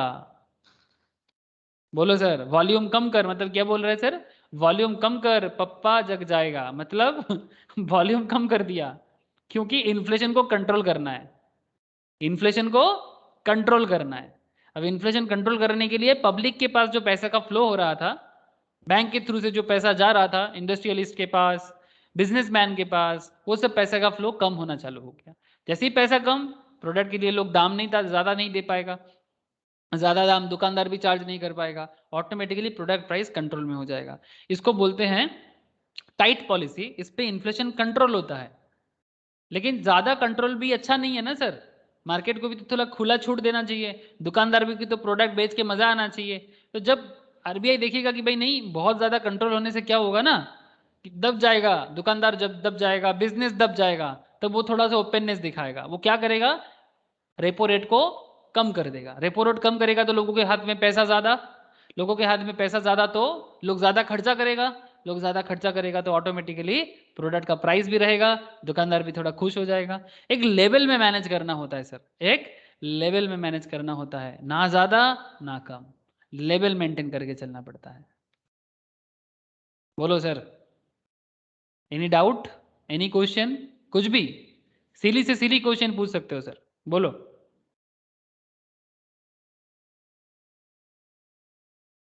समझ में कुछ आया कि नहीं आया स्नेहाशीष? सर मैं बोला ना आपका हाँ ना, मैं भिखारी हूं आपके हाँ ना के, बोलो तो सही। हेलो, क्लियर है ना? ये रूपम, बोल रूपम, समझ में कुछ आया हाँ सर? सर, क्लियर है। क्यों क्यों प्रोडक्ट का प्राइस ज्यादा हो जाता है, ये रीजन है, वन ऑफ द रीजन है। लेकिन अब देखो कोविड सिचुएशंस में इंडस्ट्री बंद, वो भी रीजन है, लेकिन ये भी एक वन ऑफ द रीजन है, यूजुअल रीजन है कि आरबीआई का जो रेट चार्ट है उसके बेसिस में भी इन्फ्लेशन का ये एक पॉइंट है। बहुत सारा रीजन है इसे इन्फ्लेशन का, बट आरबीआई के पास भी कुछ कंट्रोलिंग होता है, ठीक है, जो रेपो एंड रिवर्स रेपो के थ्रू से कंट्रोल हो जाता है, ठीक है। तो ये था इन्फ्लेशन के साथ प्रोडक्ट का कनेक्शन, याद रखिएगा सर। और जैसे लोगों के हाथ में पैसा कम, तो ऑटोमेटिकली स्टॉक मार्केट में भी पैसा का क्या हो जाएगा सर, लोगों के हाथ में पैसा कम तो स्टॉक मार्केट में पैसा का फ्लो क्या हो जाएगा, हो जाएगा ऑटोमेटिकली, ऑटोमेटिकली, ठीक है, इस तरह से चलता है। एक और एक स्पेशल एरिया देख लो सर, जैसे आपने WPI देखा वैसे आपने CPI देखा, मतलब wholesale price index and also consumer price index. अब आप सिमिलर लेवल में एक अनदर स्पेशल एरिया देखो जो बहुत ज्यादा कॉन्सेप्चुअल है स्टॉक मार्केट के साथ, बहुत ज्यादा, मतलब ज्यादातर लोग स्टॉक मार्केट में ये वाला ज्यादा देखता है, इंडेक्स ऑफ इंडस्ट्रियल प्रोडक्शन। क्या है sir, index of industrial production. And the index of industrial production को IIP बोलते हैं सर, क्या बोलते हैं, IIP is a short term indicator of how the industrial sector in the country is progressing। किस तरह से इंडिया का इंडस्ट्रियल सेक्टर प्रोग्रेस कर रहा है। The data is release every month, आप अगर चाहो तो देख सकते हो सर ये देश का इंडस्ट्रियल ग्रोथ कैसे हो रहा है, एवरी मंथ डेटा रिलीज होता है, मजाक नहीं sir.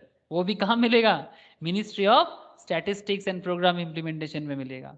As the name suggest, the IIP measures the production in Indian industrial sectors keeping a fixed reference point as of today। जैसे 2004-05 का अगर रेफरेंस पॉइंट देखा जाए कि 2004-05 का रेफरेंस पॉइंट से रेफरेंस पॉइंट है, ठीक है, the reference point is also called the base year, मतलब 2004-05 को बेस ईयर माना जाता है, ठीक है, बेस माना जाता है कि 4-5 से लेके 12-13 तक हो गया होगा, लेकिन 4-5 बेस ईयर में कितना इंडस्ट्रियल डेवलपमेंट हुआ है। अभी जैसे 11-12 बेस ईयर चल रहा है, ठीक है, तो 11-12 को बेस मान के 2021 तक कितना इंडस्ट्रियल डेवलपमेंट हुआ है, ठीक है। रफली about 15 different industries submit their production data to the ministry. 15 अलग अलग तरीका का इंडस्ट्रीज अपना डेटा मिनिस्ट्री ऑफ स्टैटिस्टिक्स को जमा करते हैं सर, जो रजिस्टर्ड है, which collates the data and releases is an index number. If the IIP is increasing, it indicates a vibrant industrial environment as the production is going up, क्योंकि production बढ़ रहा है, ठीक है, and hence a positive sign for the economy and markets. A decreasing IIP indicates sluggish production environment, hence a negative sign for the economy and the market. आपको कुछ समझ में आया सर? IIP डेटा बहुत वाइटल है sir. जो लोग पहले से मार्केट के बारे में समझ लेता है ना, मार्केट मूवमेंट को पढ़ लेता है ना, वो ये सब डेटा ट्रैक करता है। IIP ट्रैक करता है, CPI ट्रैक करता है, WPI ट्रैक करता है, तभी तो ज़्यादा प्रॉफिट बुक करता है, क्योंकि वो पहले से ही समझ लेता है। मैं आपको कुछ रियल एग्जाम्पल्स अभी बताऊंगा, To sum up, an upswing in the industrial production is good for the economy and downswing ring is alarming, ठीक है। मतलब जब अपस्विंग होगा इंडस्ट्रियल प्रोडक्शन, ये इकोनॉमी के लिए बहुत ही अच्छा साइन है। डाउनस्विंग मतलब अलार्म दे रहा है आपको, ये चिंता का विषय है, क्योंकि इंडस्ट्रियल प्रोडक्शन खराब है मतलब इकोनॉमी डाउन जाएगा। आपका मार्केट, आपका जॉब, आपका living standard, everything is depend on industrial development. As India is getting more industrialised, obviously India day to day बहुत ज़्यादा इंडस्ट्रियलाइजेशन होगा इंडिया में, क्योंकि यही इंडिया का करेंट नीड है। Relative importance of the index of the industrial production is increasing. A lower IIP number puts in pressure in RBI to lower the interest rate. अगर मतलब IIP नंबर कम होगा तो RBI के पास थोड़ा pressure हो जाता है कि उसको इंटरेस्ट रेट कम करना पड़ता है, क्योंकि इंडस्ट्री को आने के लिए लोन देना पड़ेगा, और लोन का इंटरेस्ट रेट अगर हायर होगा तो बिजनेस लोन नहीं लेगा। इसलिए करेंट लेवल में आप देख सकते हो सर, अगर आप करेंट लेवल में RBI का डेटा देखो तो RBI का करेंट रेट बहुत ही लोअर लेवल में है। अगर आप लास्ट 5-6 साल का डेटा चेक करोगे, 5-6 क्यों सर, आप 10 साल का डेटा चेक कर लो, ये जो करंट सिचुएशन है ना सर, इस सिचुएशंस में RBI हर चीज को कम करके रखा है। रेपो कम, रिवर्स रेपो कम, ठीक है। इवन आप अगर इसके कारण, क्योंकि रिवर्स रेपो को कम रखा है, इसलिए एक दूसरा जगह पे मार के रखा है। कहाँ बोलो तो, लेंडिंग एंड डिपॉजिट रेट में ये बहुत ही लोअर रेट में चल रहा है। जैसे आज के डेट में सेविंग्स में बहुत ही कम मिलता है सर। एक टाइम में सेविंग्स में 4%, 6% मिलता था, अभी सेविंग्स में 4%, 6% नहीं मिलता, 2.7 से लेके हार्डली 3% तक। इवन आपका फिक्स डिपॉजिट रेट जो है FD, वो भी बहुत कम चल रहा है, 4.9 से लेके हार्डली 5, 5.5। एक टाइम पे 8% भी FD में मिलता था। लेकिन इसमें क्या होता है, इसमें बैंक का लॉस है, ठीक है, इसमें बैंक को प्रॉफिट है। तो बैंक अभी क्या कर रहा है कि इनको कम दे रहा है, ठीक है, इसलिए क्योंकि वो जब लोन प्रोवाइड कर रहा है उसमें भी तो इंटरेस्ट कम रख रहा है ना। प्लीज ट्राई टू अंडरस्टैंड, जब बैंक इंटरेस्ट लोगों को दे रहा है लोन, बैंक अगर अपना लोन का रेट कम रखेगा तो फिर आपके डिपॉजिट में और आपके सेविंग्स में भी तो कम ही देगा। हेलो, कुछ समझ में आया कि नहीं आया, बोलो। हाँ सर। हाँ कॉमन सेंस है। इसीलिए सेविंग्स और FD में क्यों बैंक कम दे रहा है, इसीलिए कम दे रहा है क्योंकि बैंक अभी चाहता है कि लोग बिजनेस करें। बैंक क्यों चाह रहा है, बिकॉज गवर्नमेंट बोल रहा है, RBI बोल रहा है। RBI कैसे बोल रहा है, क्योंकि RBI गवर्नमेंट के प्लानिंग के साथ है, तो गवर्नमेंट चाहता है कि लोग बिजनेस करें। अब देखो, लोगों को बिजनेस करना नहीं आता, इसके लिए इंफ्रास्ट्रक्चर दोषी है, ठीक है। हमारे देश में वो इंफ्रास्ट्रक्चर नहीं है, हमारे देश में एजुकेशन डब्बा मार का है, लोग साहस उठाना नहीं चाहता, ज़्यादा पढ़ा लिखा लोग बिजनेस नहीं करता है, ज़्यादातर मूर्ख लोग जो ज़्यादा पढ़ा लिखा नहीं है वही रिस्क उठाना जानता है। ज़्यादा पढ़ लिख लेगा तो रिस्क उठा नहीं पाएगा, उनको सिर्फ नौकरी का पड़ा रहता है कि कब कोई आए और उसको थोड़ा नौकरी दे दे। तो फिर पढ़ लिख के क्या हुआ, तुम अगर नौकरी क्रिएट नहीं कर पाए तो क्यों पढ़ाई की, इससे अच्छा तो मूर्ख रह जाते, हाँ, कोई जगह में जाके लेबर ही कर लेते। अब क्या बोले सर, ये है हमारे देश का करंट एजुकेशनल प्रॉब्लम, जिसमें लोग मजदूर बनना चाहता है, लोगों को जॉब देने लायक नहीं बन सकता, ऐसा एजुकेशन है करेंटली। अब इसमें सरकार दायी है सर, सरकार मतलब क्या, करंट गवर्नमेंट, हाँ करंट गवर्नमेंट भी दायी है सर। अगर आप बोलोगे सर पुराना गवर्नमेंट ज्यादा दायी है, मतलब ज्यादा रिस्पॉन्सिबल है, मतलब 70 साल में अगर चाइना डेवलप किया तो इंडिया भी कर सकता था, इंडिया भी अपना स्किल को डेवलप कर सकता था, इंडिया में भी लोग बिजनेस करने के लिए ताकत जुटा सकता था। किसी को भी बोलो रिस्क उठाना ही नहीं है, किसी को पता ही नहीं कैसे रिस्क उठाते हैं। बिजनेस करने के लिए लोन लेके बिजनेस को करना कैसा है, ऑर्गेनाइज कैसे करना है, सबको घर में बैठे बैठे PUBG खेलने बोलो, सब रेडी है। आप लोग तो फिर भी छोटे हो अभी, 25 साल 30 साल का लड़का लोग लड़की लोग, वो लोग भी रिस्क उठाना नहीं चाहता। क्या होगा इतना रिस्क उठा के, क्या होगा? मतलब इवन गवर्नमेंट इतना हालत खराब करके रखा है एजुकेशन लेवल पे कि मतलब लोग साहस करेगा तो साहस किस पे आता है? साहस नॉलेज पे आता है। अगर आपके पास ज्ञान हो तो आप कुछ साहस कर सकते हो। अगर आप ज्ञान ही नहीं है आपके पास, सिर्फ डिग्री है और कुछ सर्टिफिकेट का माला जप रहे हो, तो फिर क्या करोगे? सर्टिफिकेट का माला जपो। अगर कोई कभी आके कोई इंडस्ट्री अगर आपको जॉब दे दे, कभी टीसीएस आए, कभी विप्रो आए, अगर आए तो फिर मिलेगा। 10-12 कंपनी है जो जॉब क्रिएट करता है, वही 10-12 कंपनी अगर घूम फिर के फिर आपके पास कभी आए तो फिर आपका नंबर लगेगा। और अगर कभी भी स्टेट गवर्नमेंट कभी प्राइमरी जॉब का टेट का एग्जाम निकाल दे या फिर एसएससी का, कभी अगर उनको ऐसा लगा कि नहीं निकालना चाहिए, मिलेगा आपको। नहीं तो सर वो क्या है ना, वो क्या बोलते हैं आजकल, एक तरह का पुलिस होता है, सिविक पुलिस। जब कुछ नहीं होता तो सिविक पुलिस बनना पड़ेगा। उसमें क्या है ना, वो क्या बोलते हैं, बेसिकली इसे पढ़ा लिखा दारवान बना दिया सबको। सब पढ़ा लिखा गार्ड है सर, वो रास्ते में घूमता रहता है, काम धंधा कुछ है नहीं ऐसे, ठीक है, नॉट ए प्रॉपर जॉब, कोई मानता भी नहीं है। जहां पर एक को 30,000 नौकरी में देना चाहिए था, वहां पर 7,000 में 4 जन को रख दिया। ठीक है, काम क्या करता है? कुछ नहीं, बैंक के सामने बिठा दिया, किसी रोड के बीच में खड़ा कर दिया, फिर भी ट्रैफिक का प्रॉब्लम सॉल्व नहीं हुआ। मतलब एक्चुअली प्रॉपर ट्रेनिंग ही नहीं है ना किसी के अंदर। मतलब आप समझ रहे हो ना, मतलब ये है करंट सिचुएशन। मतलब ठीक है चलो यार, लोगों को थोड़ा सा मतलब क्वालिटी नहीं चाहिए, क्वांटिटी में कुछ भी करेंगे। अब ये चल रहा है, अब क्या बोलूँ मैं आपको। मैं बस आपको बता रहा हूँ इसलिए कि मैं तो कोई बाहर से कुछ बात नहीं कर रहा हूँ ना, जो भी बोल रहा हूँ आपके आंखों के सामने है, आप भी देख पा रहे हो, मैं भी देख पा रहा हूँ। अब इंफ्रास्ट्रक्चर में पढ़ा ज़्यादा लोगों को पढ़ा लिखा दोगे तो फिर मुश्किल हो जाएगा तो फिर जो लोग नेतागिरी कर रहे हैं वो नेतागिरी नहीं कर पाएगा ना सर, यही प्रॉब्लम है। जो भी हो, आई होप यू अंडरस्टैंड। तो आईआईपी का डेटा बहुत वाइटल है सर।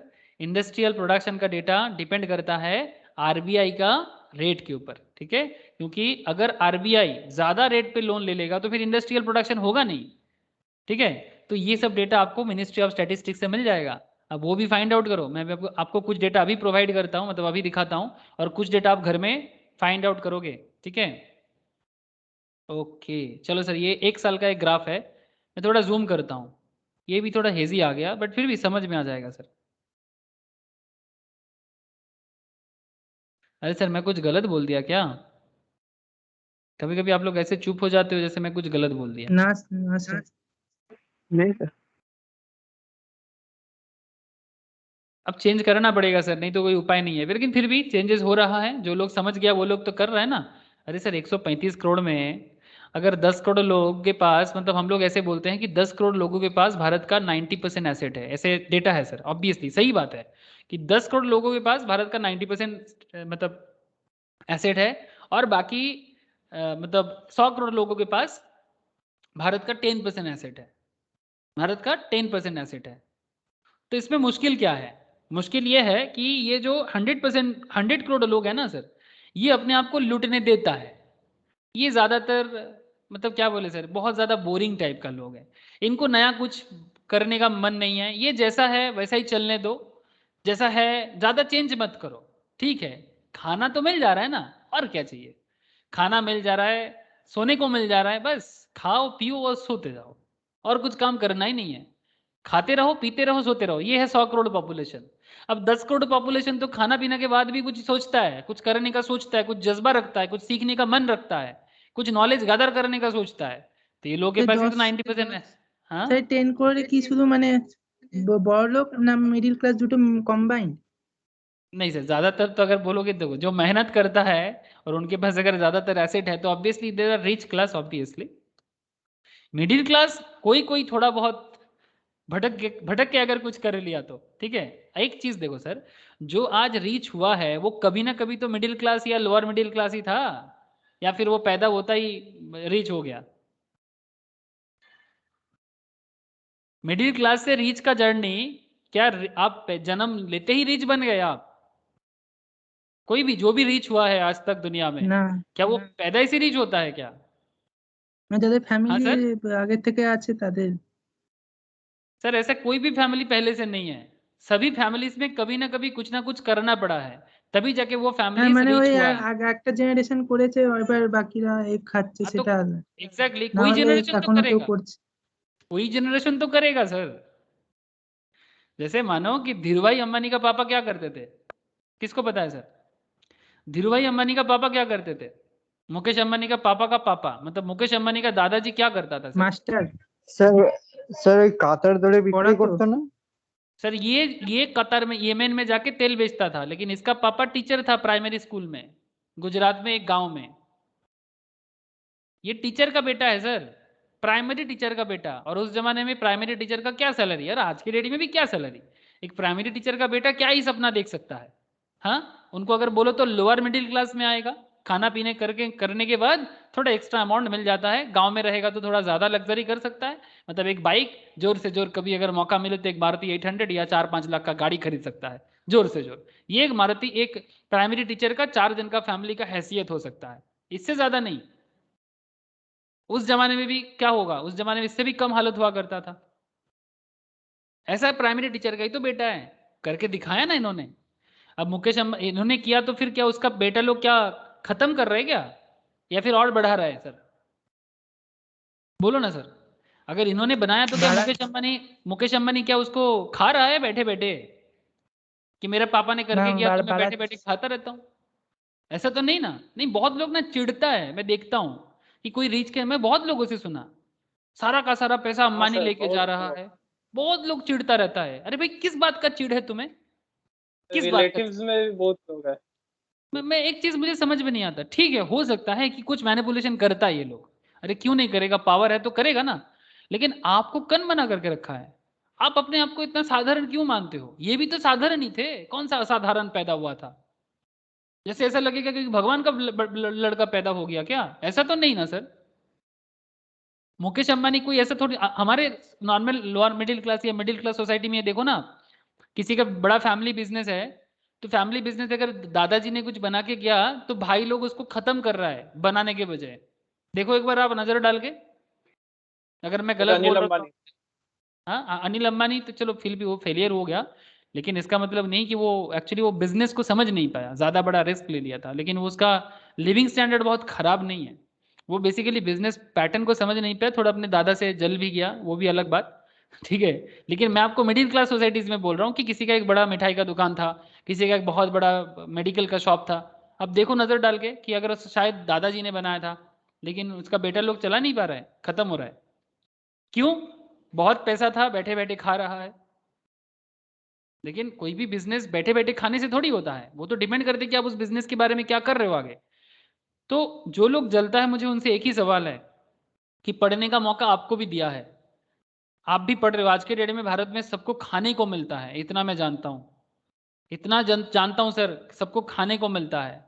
राशन सिस्टम में भारत के पास इतना खाना है, हमारा देश इतना ज्यादा ग्रीन रिवोल्यूशन व्हाइट रिवोल्यूशन के बाद इतना हमारे देश के पास है कि बैठे बैठे 5 साल हम सबको खिला सकता है, हम सबको। लोग उसको लेके पॉलिटिक्स करता है, उसका अलग बात।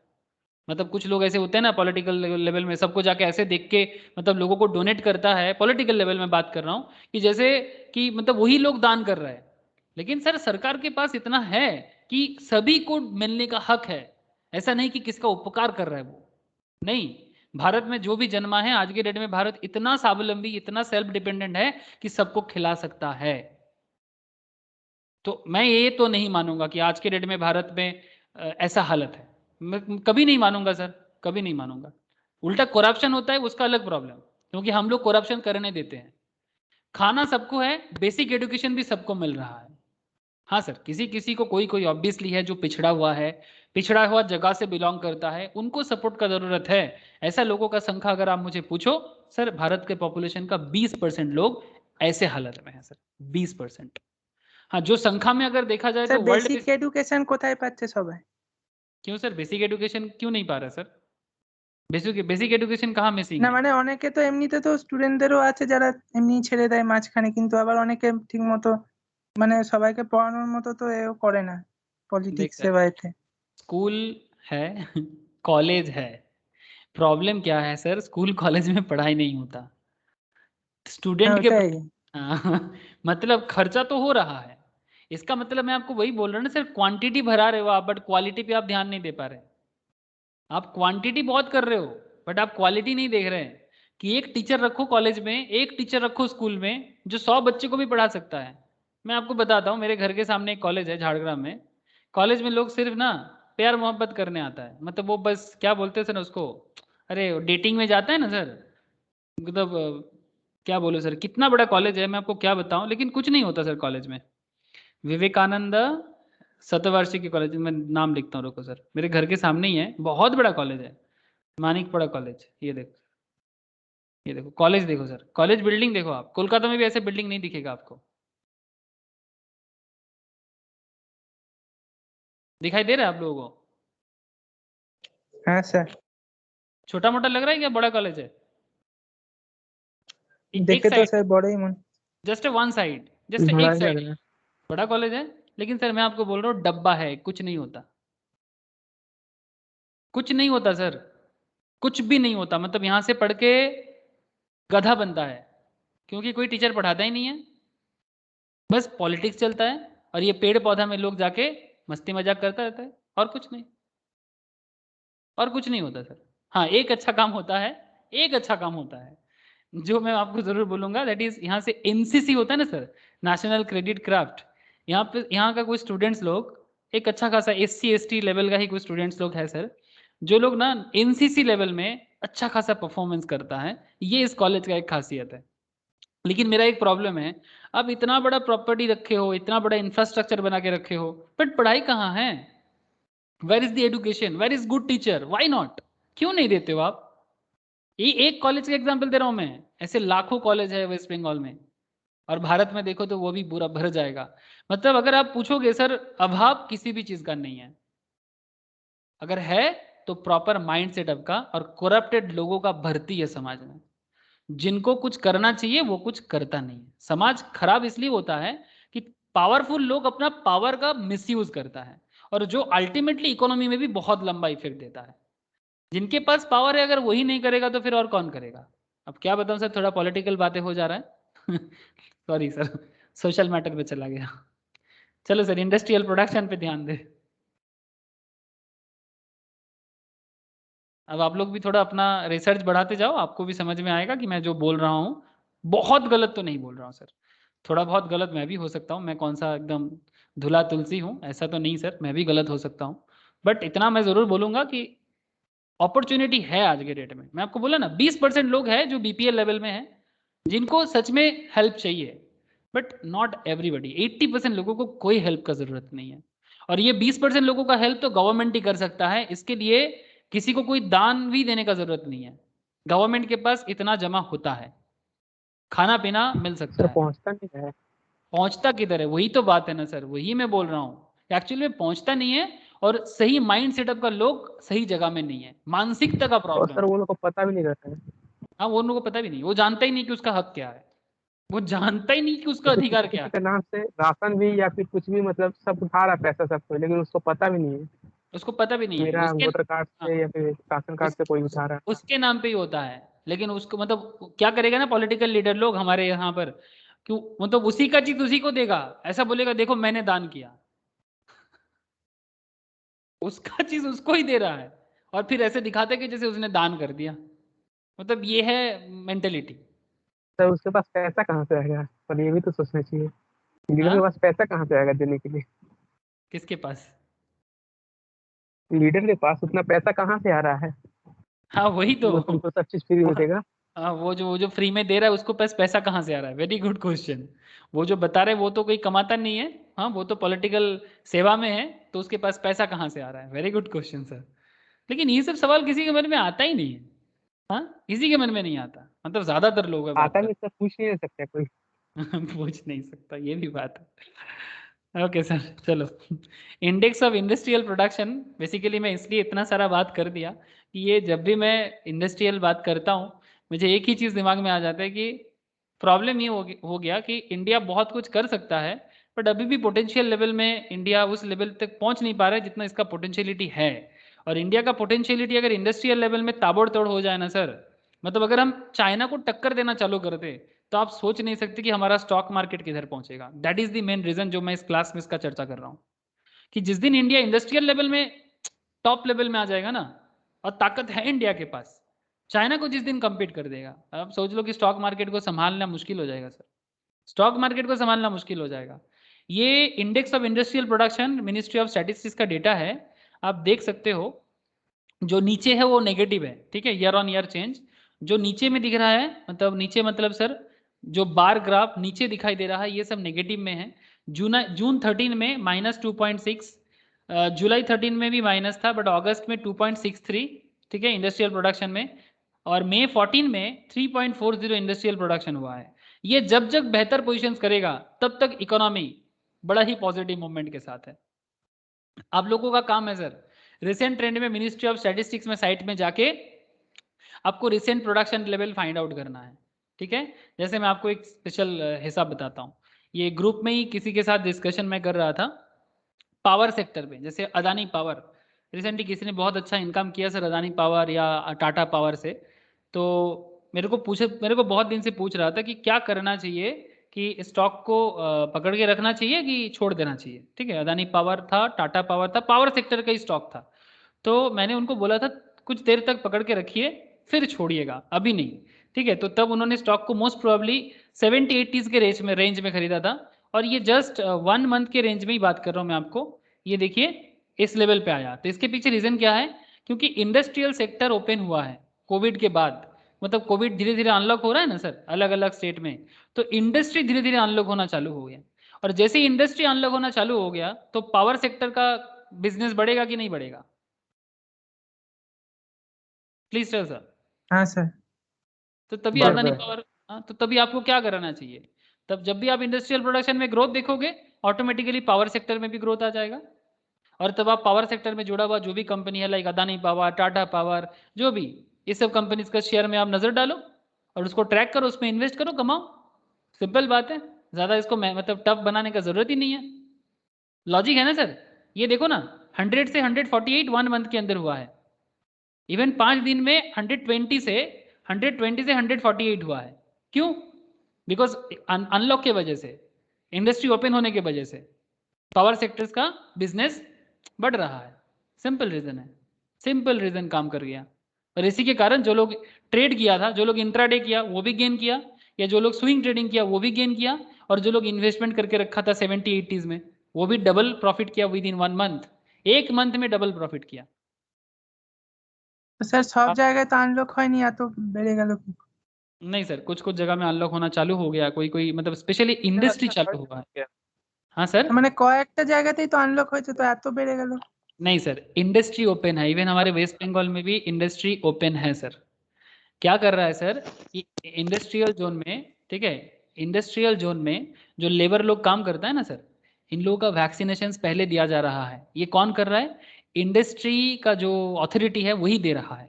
लेबर वैक्सीन कर रहा है तो लेबर ऑटोमेटिकली काम पे आ सकता है। बात समझ रहे हो सर? लेबर का वैक्सीनेशन हो हाँ रहा सर। है, लेबर काम पे जा रहा है, तो तभी जाके क्या हो रहा है कि ये कॉन्फिडेंस के कारण हो रहा है।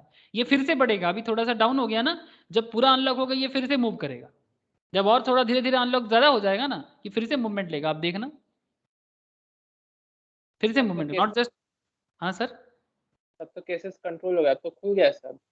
हाँ खुल नहीं, सब खुल नहीं गया, केसेस कंट्रोल भी नहीं हुआ, वैक्सीनेशन बढ़ रहा है, ठीक है। तो ऑटोमेटिकली लॉकडाउन के कारण सोशल डिस्टेंसिंग मेंटेन है ना सर, गलत में भी मत रहना सर, सोशल डिस्टेंसिंग मेंटेन है, प्राइवेट बस ट्रेन ये सब चलना थोड़ा बंद है, ठीक है। तो इसके कारण क्या हो रहा है कि केसेस कम हो गया है, तो ये गुड साइन है, बट अभी सावधानी बरतना चाहिए।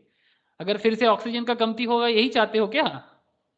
नहीं नहीं, फिर चुपचाप आराम से अपने जैसा हो वैसा रहो, बस बिजनेस को चलने दो, बिजनेस को ओपन होने दो, धीरे धीरे बाकी चीज भी ओपन हो जाएगा। बिजनेस ओपन रहेगा तो इकोनॉमी अपना सांस लेगा, और इकोनॉमी सांस लेगा तो फिर बाकी चीज भी धीरे धीरे सांस मिल जाएगा।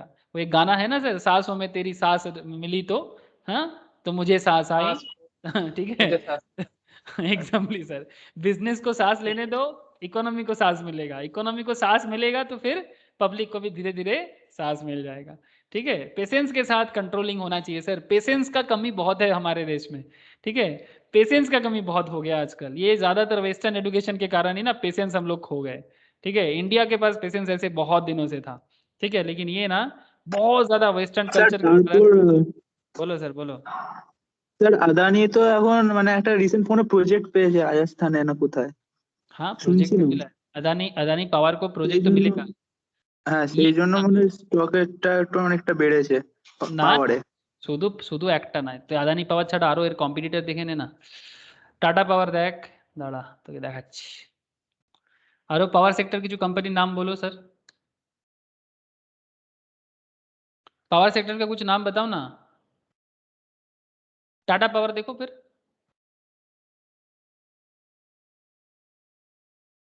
वन मंथ का डेटा है, 100 से 125।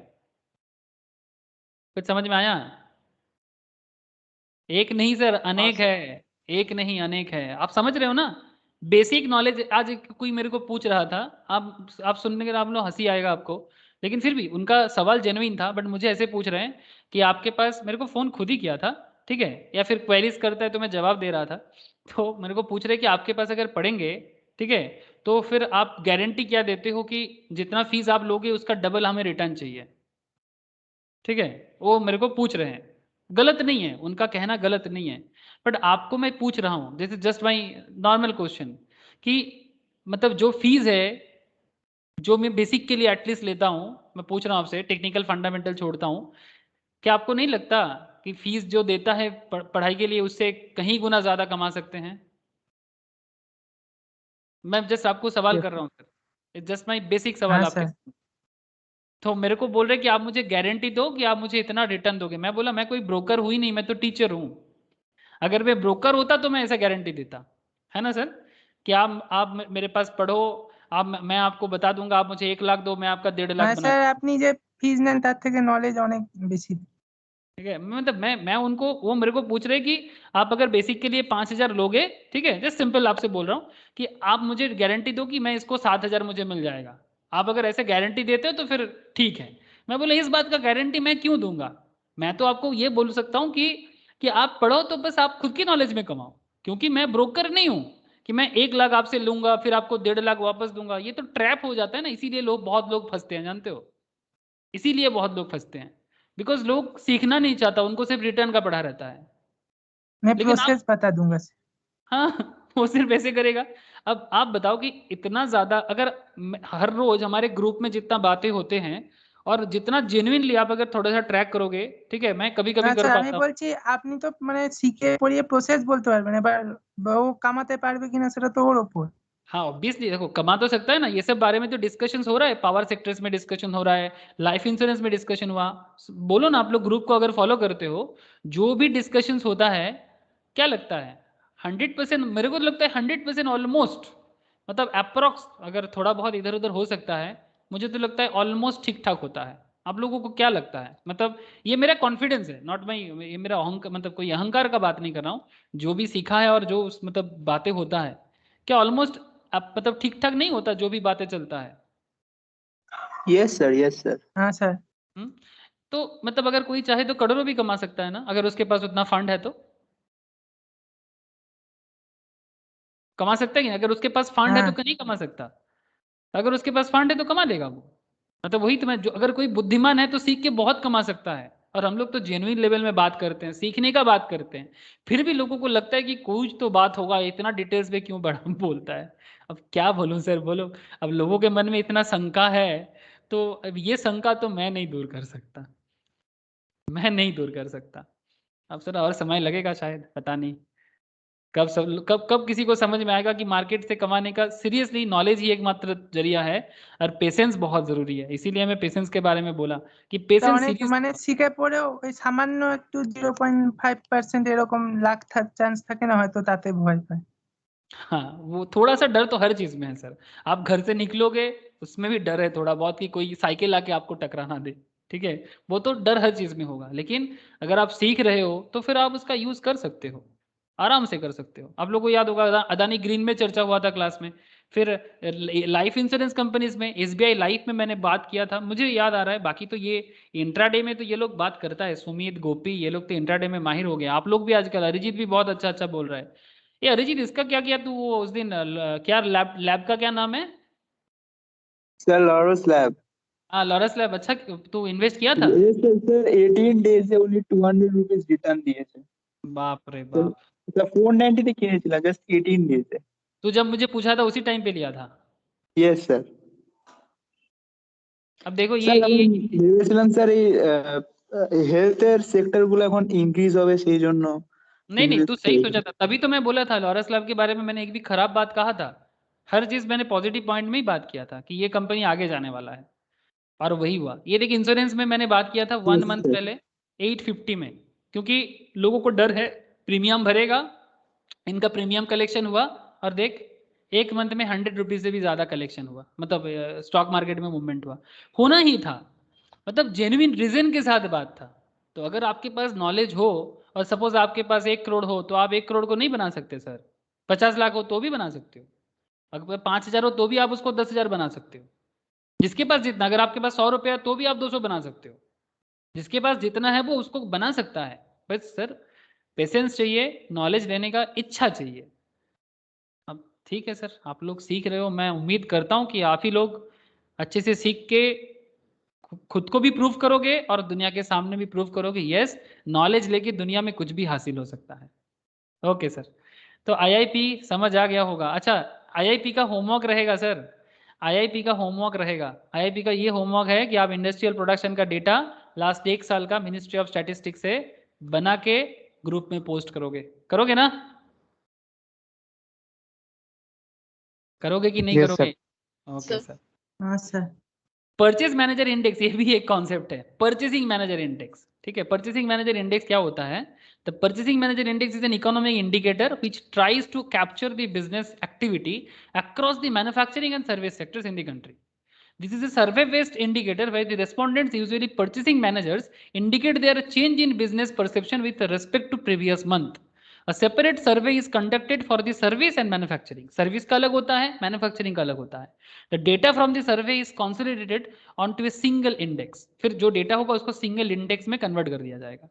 Typical areas covered survey include factors such as new orders, output, business, expectation, employment amongst others. ठीक है, मतलब कितना ऑर्डर आ रहा है, कितना आउटपुट हो रहा है, कितना बिजनेस एक्सपेक्टेशंस है। ठीक है, ये सब। पीएमआई नंबर यूजुअली ऑस्किलेट्स, ऑस्किलेशन समझते हो ना, वो जैसे वो क्या बोलते हैं सर, जैसे हमारा वो होता है ना पेंडुलम आगे होता है ना नीचे। सर, हाँ मतलब आगे नीचे से करता रहता है। ठीक है, पेंडुलम की মানে तरह। এভারেজে 50 এ থাকে এরকম। हाँ अराउंड 50 में रहेगा। Reading above 50 indicates expansion, below 50 contraction, मतलब इकोनॉमी नीचे जा रहा है, अगर 50 के नीचे जाएगा, अगर 50 के ऊपर जाएगा तो एक्सपैंड कर रहा है। ये है पीएमआई इंडेक्स का मतलब कौन सा सेक्टर्स में कुछ हो रहा है। जैसे आज एक बहुत अच्छा गुड न्यूज़ है, गुड न्यूज़ है ऑब्वियसली, मैंने इस कंपनी के बारे में केस स्टडीज किया था, बिग बाजार, इसके ऊपर मेरा क्लास एक बना हुआ है, मे बी ऑनलाइन में होगा। बिग बाजार, बिग बाजार का एक गुड न्यूज़ है सर, बिग बाजार ने ऑनलाइन आया सर, मतलब ऑनलाइन में परमानेंटली आ रहा है। ठीक है, बिग बाजार का ऑनलाइन इतना पॉपुलर हुआ कि एक एक दिन में 50-50 हज़ार का डिलीवरी हो रहा है सर। 50,000 ऑर्डर, डिलीवरी मतलब 50,000, गुड साइन ना सर? बिग बाजार का बिजनेस बहुत नीचे चला Okay. गया था, उस हिसाब से बिग बाजार अगर ऑनलाइन मोड को अच्छा कर रहा है दिख गया और इसका, हाँ सर, हाँ बिक गया, ऑब्वियसली बिक, हाँ लेकिन बिग बाजार अभी भी किशोर बियानी के अंडर पे ही चल रहा है। ब्रांड भी वही है, रिलायंस लिया है लेकिन अभी पूरा का पूरा डील पक्का नहीं हुआ। ठीक है, लेकिन कंफर्म कुछ कोर्ट केसेस चल रहा है। ये देखो सर, ये তো लास्ट কিশোর বিয়ানি পুরো কন্ট্রোলটা আমার নিজের হাতে আনার জন্যই করছে। किशोर बियानी अपने हाथ में ही उसको मैनेज करने की जगह है, अभी भी बिका है, लेकिन रिलायंस अभी पूरा कंट्रोल नहीं लिया है। না মানে ठीक है, পুরোপুরি কন্ট্রোলটা যাতে আবার ফিরে চলে আসে তার জন্য এইসব লঞ্চ हाँ করেছে। हाँ ऑब्वियसली कुछ तो सोच रहा होगा, कुछ तो सोच रहा होगा। ठीक है, अब फ्यूचर डिटेल देखो, लास्ट 5 दिन में देखो अचानक से ग्रोथ आया, देखो अचानक से फ्राइडे को ग्रोथ आया, देखो देख पा रहे हैं आप लोग, ये लास्ट दिन में अचानक से इतना ग्रोथ क्यों आ गया? आप लोग समझ पा रहे हो ना सर, इकोनॉमी कितना कनेक्टेड है। ये जो बिग बाजार का खबर मैंने आपको बोला, ठीक है, ये खबर जो लोग ट्रैक कर रहा है, ठीक है, जिसको पास हमेशा इकोनॉमिकल न्यूज़ के साथ वो कनेक्टेड है, और उसके साथ साथ इसका मार्केट का कनेक्शन है। तो अगर आप पीएमआई वगैरह को देखते हो, ऑनलाइन सेक्टर के साथ देखते हो, नॉट जस्ट दिस, अगर आपको याद होगा हम लोग का क्या बोलते हैं उसको, डीमार्ट, याद है? किसने इन्वेस्ट किया डीमार्ट में? मेरे क्लास के बाद। देखो सर कितना दिन हुआ सर डिमार्ट के क्लास होके? 2 हफ्ता, 3 हफ्ता, 3 वीक्स हार्डली, 3 वीक्स ना सर, बोलो ना, हार्डली 3 हफ्ता हुआ है। कहाँ चल रहा हाँ था? सर 2800 में चल रहा था सर, बोलो हाँ कितना चल रहा है अभी? 3200 ऑलमोस्ट। 3 हफ्ता में 400 पर शेयर गया कि नहीं गया सर? रीजन था, तुक्का नहीं था ना, बोलो ना, तुक्का था क्या या रीजन था?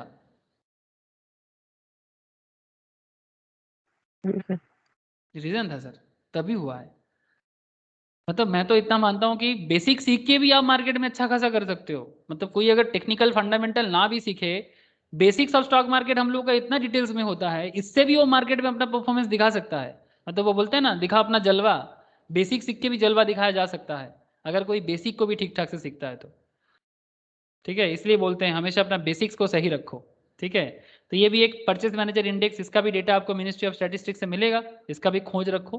ठीक है, अच्छा बजट ये तो आप মিনিস্ট্রি অফ স্ট্যাটিস্টিক্স এর পর পিআই আছে, ওইটা কি ফুল ফর্ম? पता है रे, मॉस्पी, अरे वही तो, programme and implementation, MoSPI, ministry of statistics programme and implementation. আচ্ছা আচ্ছা। ठीक है, देखते हैं सर, रुको, मॉस्पी मिला? चलो सर, आप लोगों को तो ऐसा लगता है कि हर हाँ चीज सर। हाथ उठा के दिखा दो सर। ठीक है, देखो जो चाहिए मिलेगा, ढूंढो तो बस, जो चाहिए मिलेगा। क्या चाहिए? माइक्रो डेटा, सपोर्ट क्वेरीज, जो चाहिए, मतलब ये तो गवर्नमेंट का है। ठीक है, आरटीआई भी फाइल कर सकते हो जो डेटा स्पेशली चाहिए आपको। ठीक है, मैं आपको रुको, मॉस्पी क्या चाहिए हमें? आईआईपी चाहिए, चलो आईआईपी देखते हैं, आईआईपी प्रेस रिलीज। ये सब डेटा ट्रैक करो, इंडस्ट्रियल डेवलपमेंट दिखेगा तो इंडस्ट्री रिलेटेड कंट्री मतलब कंपनीज में ग्रोथ होगा। ये श्याम मेटलिक्स के बारे में मैंने क्यों बोला कि ग्रोथ होगा?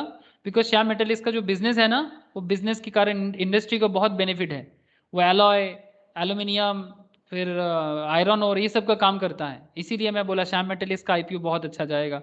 ये मेरा भी पर्सनल मानना है, और इंडस्ट्री का बड़े बड़े जो ब्रोकिंग कुछ फार्म्स है उसका भी मानना है, और मैंने भी चेक किया डेटा। और भी एक आ रहा है बट उसके बारे में उतना पॉजिटिव नहीं सोचा मैंने। ये देखो, ये क्या है? क्विक एस्टिमेट्स ऑफ आईआईपी 2011-12 अभी बेस है, मैं आपको बोल रहा था ना सर 2011-12 बेस है अभी। पुराना डेटा दिखाया आपको मैं 4-5 का बेस, इसमें बेस क्या है? 11-12।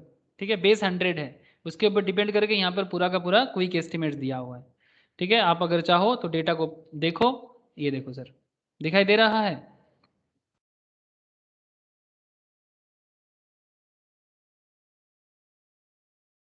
बोलो सर बोलो, बहुत ही कीमती डेटा है, कोई मजाक नहीं है बोलो, दिख रहा है कि नहीं दिख रहा है? अप्रैल मई जून जुलाई, ठीक है, देखो सर ये 2021-22 का डेटा है माइनिंग सेक्टर्स में। ठीक है, अच्छा मैन्युफैक्चरिंग का है, ये सब बेस है और साथ में करंट बेस दिख रहा है। इलेक्ट्रिसिटी जनरल 100, जनरल लेवल में 100 है, मतलब जिसमें मोटा मोटी सारा का सारा मिला हुआ है, इसमें बाकी और भी है। ठीक है, ये देखो मैन्युफैक्चरिंग, फूड प्रोडक्ट, बेवरेज, मतलब एज पर इंडेक्स कितना ज़्यादा जा रहा है, ज़्यादा इज गुड, कम थोड़ा बेकार है। मैं आपको सिखाया इंडेक्स कैसे रीड करते हैं, अब एक बार देखो खुद से, थोड़ा सर्वे करो, समझ ना आए तो मुझे पूछा करो। ठीक है, समझ में ना आए तो मुझे बोलना, पहले जो मैं आपको सिखाया आईआईपी कैसे रीड करना है, पहले वो सब रीड करो। ठीक है, रीड करने के बाद फिर आप मुझे बताओ सर आईआईपी का ये मतलब निकल रहा है, आप उसका मतलब समझा दो, अगर कोई डाउट है तो मुझे पूछ सकते हो आप लोग। ठीक है, सिमिलरली बजट का कॉन्सेप्ट तो आप लोग जानते हो, आप लोग बजट में पढ़े हो, तो जैसे हर साल गवर्नमेंट बजट निकालता है ना सर, एवरी ईयर, और एवरी 5 ईयर्स में मास्टर बजट आता है। बजट का क्लास किया था ना आप लोगों ने? मैक्सिमम ने किया था। Finance budget sir every February को जो आता है।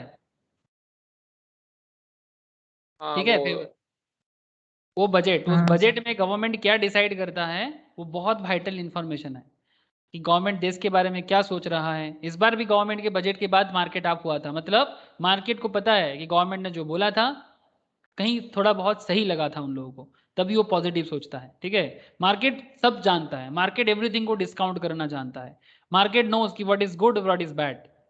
और एक अनदर इन्फॉर्मेशन बहुत वाइटल है, corporate earning announcement. Every quarter हर एक बिजनेस अपना एनुअल अकाउंट्स का डेटा पब्लिश करता है सर। एवरी क्वार्टर को कंपनी के साइड में जाओ, कंपनी के एनुअल रिपोर्ट को डाउनलोड करो और हर क्वार्टर का डेटा को डाउनलोड करो। ठीक है, वहां से आप कंपनी का डेटा को देख सकते हो, कंपनी का अर्निंग डेटा देख सकते हो। মানে এটা सर, ম্যান্ডেটরি ডাউন মানে हाँ, রিপোর্ট করা। एवरी क्वार्टर ऑब्वियसली कंपनी का एनुअल अकाउंट्स एवरी क्वार्टर देना जरूरी है sir. Stock market listed company को मास्ट है सर, वो हर क्वार्टर में अपना डेटा पब्लिश करेगा। ऑडिटेड अनऑडिटेड भी करता है, ऑडिटेड भी करता है। ठीक है, ऑडिटेड डेटा पे ज़्यादा फेथ करना, ठीक है, ऑब्वियसली ऑडिटेड डेटा पे ज़्यादा फेथ करना पड़ेगा और ऑडिट मास्ट है इनका। और जो ईयर एंडिंग डेटा है वो तो ऑडिट करना ही करना है। ठीक है, जो लोग फंडामेंटल पढ़ते हैं, ठीक है, जैसे यहाँ पर अनिमेश है वो फंडामेंटल पढ़ते हैं, फंडामेंटल क्लास में हम लोग एक्चुअली एनुअल रिपोर्ट ही रीड करना सीखते हैं, मतलब उसमें कंपनी का पीएल, विक्रांत भी है, विक्रांत भी करता है फंडामेंटल, यही है ना विक्रांत? फंडामेंटल में क्या करते हैं, कंपनी का पूरा एनुअल रिपोर्ट के अंदर जो भी डेटा है उसी को लेके तो কম্পালসারি অডিট মানে স্ট্যাচুটরি অডিট তো। हाँ ऑब्वियसली कंपलसरी मतलब स्टैट्यूटरी ऑडिट। ठीक है, यही करता है ना विक्रांत, कंपनी का डेटा लेके उसका एनालिसिस, वही तो काम है हम लोग का फंडामेंटल में। जैसे अभी PAT margin, earning per share, ये सब कल बात कर रहे थे लास्ट वीक में, कल भी होगा कुछ बातें। ठीक है, तो कॉर्पोरेट अर्निंग अनाउंसमेंट, हाँ होमवर्क भी दिए थे। कॉर्पोरेट अर्निंग अनाउंसमेंट, ठीक है, इस तरह का होता है। जैसे यहाँ पर देखो डेट भी दिया हुआ है, अप्रैल टू जून का Q1, first week of July में रिपोर्ट आता है। याद रखना sir, first week of July में रिपोर्ट आएगा। July to September Q2, first week of October में रिपोर्ट आएगा कंपनी का। October to December Q3, first week of Jan को रिपोर्ट आएगा। January to March Q4, first week of April को report आएगा। ठीक है, अब देखो रिपोर्ट से एक चीज आपको मार्केट न्यूज से भी मिल जाएगा कि प्रॉफिट किया कि लॉस किया। ठीक है, तो प्रॉफिट में थोड़ा सा मूवमेंट होता है, लॉस में थोड़ा नेगेटिव होता है। लेकिन अगर आपका उसका एनालिसिस करके उसका फंडामेंटल को समझना है कि लॉन्ग टर्म में कंपनी का डेटा कितना अच्छा जा रहा है, उसके लिए आपको सर फंडामेंटल एनालिसिस ऑब्वियसली सीखना पड़ेगा। आपको कंपनी को फंडामेंटल लेवल में उसका इक्विटी रिसर्च वगैरह करने के लिए, उसका रेशियो एनालिसिस करके उसका मतलब समझने के लिए आपको फंडामेंटल एनालिसिस जरूर सीखना होगा। लेकिन बेसिक लेवल में प्रॉफिट और लॉस का डेटा का ये तो आपको पता चली जाएगा। एनुअल रिपोर्ट जब भी आएगा देखना, ट्रेडिंग में भी बहुत ज्यादा मूवमेंट रहता है मार्केट में, जो लोग ट्रेडिंग करता है उन्हें भी मूवमेंट दिखता है। तो ये था कुछ इंपॉर्टेंट की इवेंट्स और उसका डिस्कशंस। ठीक है, every company quarter company declares there earnings, the market participant match the earning with their own expectation. वो सोचता है कि ज्यादा करेगा कम करेगा, जो मार्केट पार्टिसिपेंट्स है ना उसका भी खुद का एनालिसिस होता है। तो अगर वो एक्सपेक्टेशन हो जाता है तो मार्केट मूव करता है, अगर एक्सपेक्ट नहीं होता तो उसको बोलते हैं स्ट्रीट एक्सपेक्टेशन, जिसके ऊपर मार्केट में आपको ट्रेडिंग मूवमेंट दिखता होगा। जैसे रिसेंटली आपको मैं बोलता हूँ रिलायंस कैसे हुआ है। रिलायंस का रिसेंटली ऐसा एक मूवमेंट दिखा है सर, एक सेकंड। रिलायंस के शेयर प्राइस में आप अगर 4-5 दिन पहले का कुछ डेटा चेक करोगे, 1 जून के आसपास, ठीक है, 1 जून के आसपास, ये देखो सर अचानक से एक रैली हुआ ना, ये देखो दिख रहा है, एक सर्टेन मूवमेंट आ गया था रिलायंस के स्टॉक में। क्यों? बिकॉज 1 जून में डिक्लेयर किया गया कि रिलायंस का एजीएम होने वाला है, एनुअल जनरल मीटिंग, हाँ सर, जिसमें कंपनी कुछ बोलेगा। जो मीटिंग होगा 24 जून को, तो इस मीटिंग के बाद भी कुछ होने वाला है, देखना सर, थोड़ा ट्रैक करते रहना। ठीक है, ट्रैक करते रहना। एक न्यूज़ ही मार्केट में ट्रेडिंग प्रॉफिट बुक करा देता है, तो उसमें आपको ध्यान रहना चाहिए। ठीक है, तो इसको बोलते हैं स्ट्रीट एक्सपेक्टेशन। और एक्सपेक्टेशन जन्म कहाँ से लेता है वो भी आपने देख लिया। Stock price will react positively if the companies earnings are better than street expectations. On a similar logic, the stock price will react negatively if the actual numbers are below the street expectations. If street expectation and actual numbers match, more often than not the stock price tends to trade flat with a negative bias. This is mainly owing to fact the company could not give any positive surprise.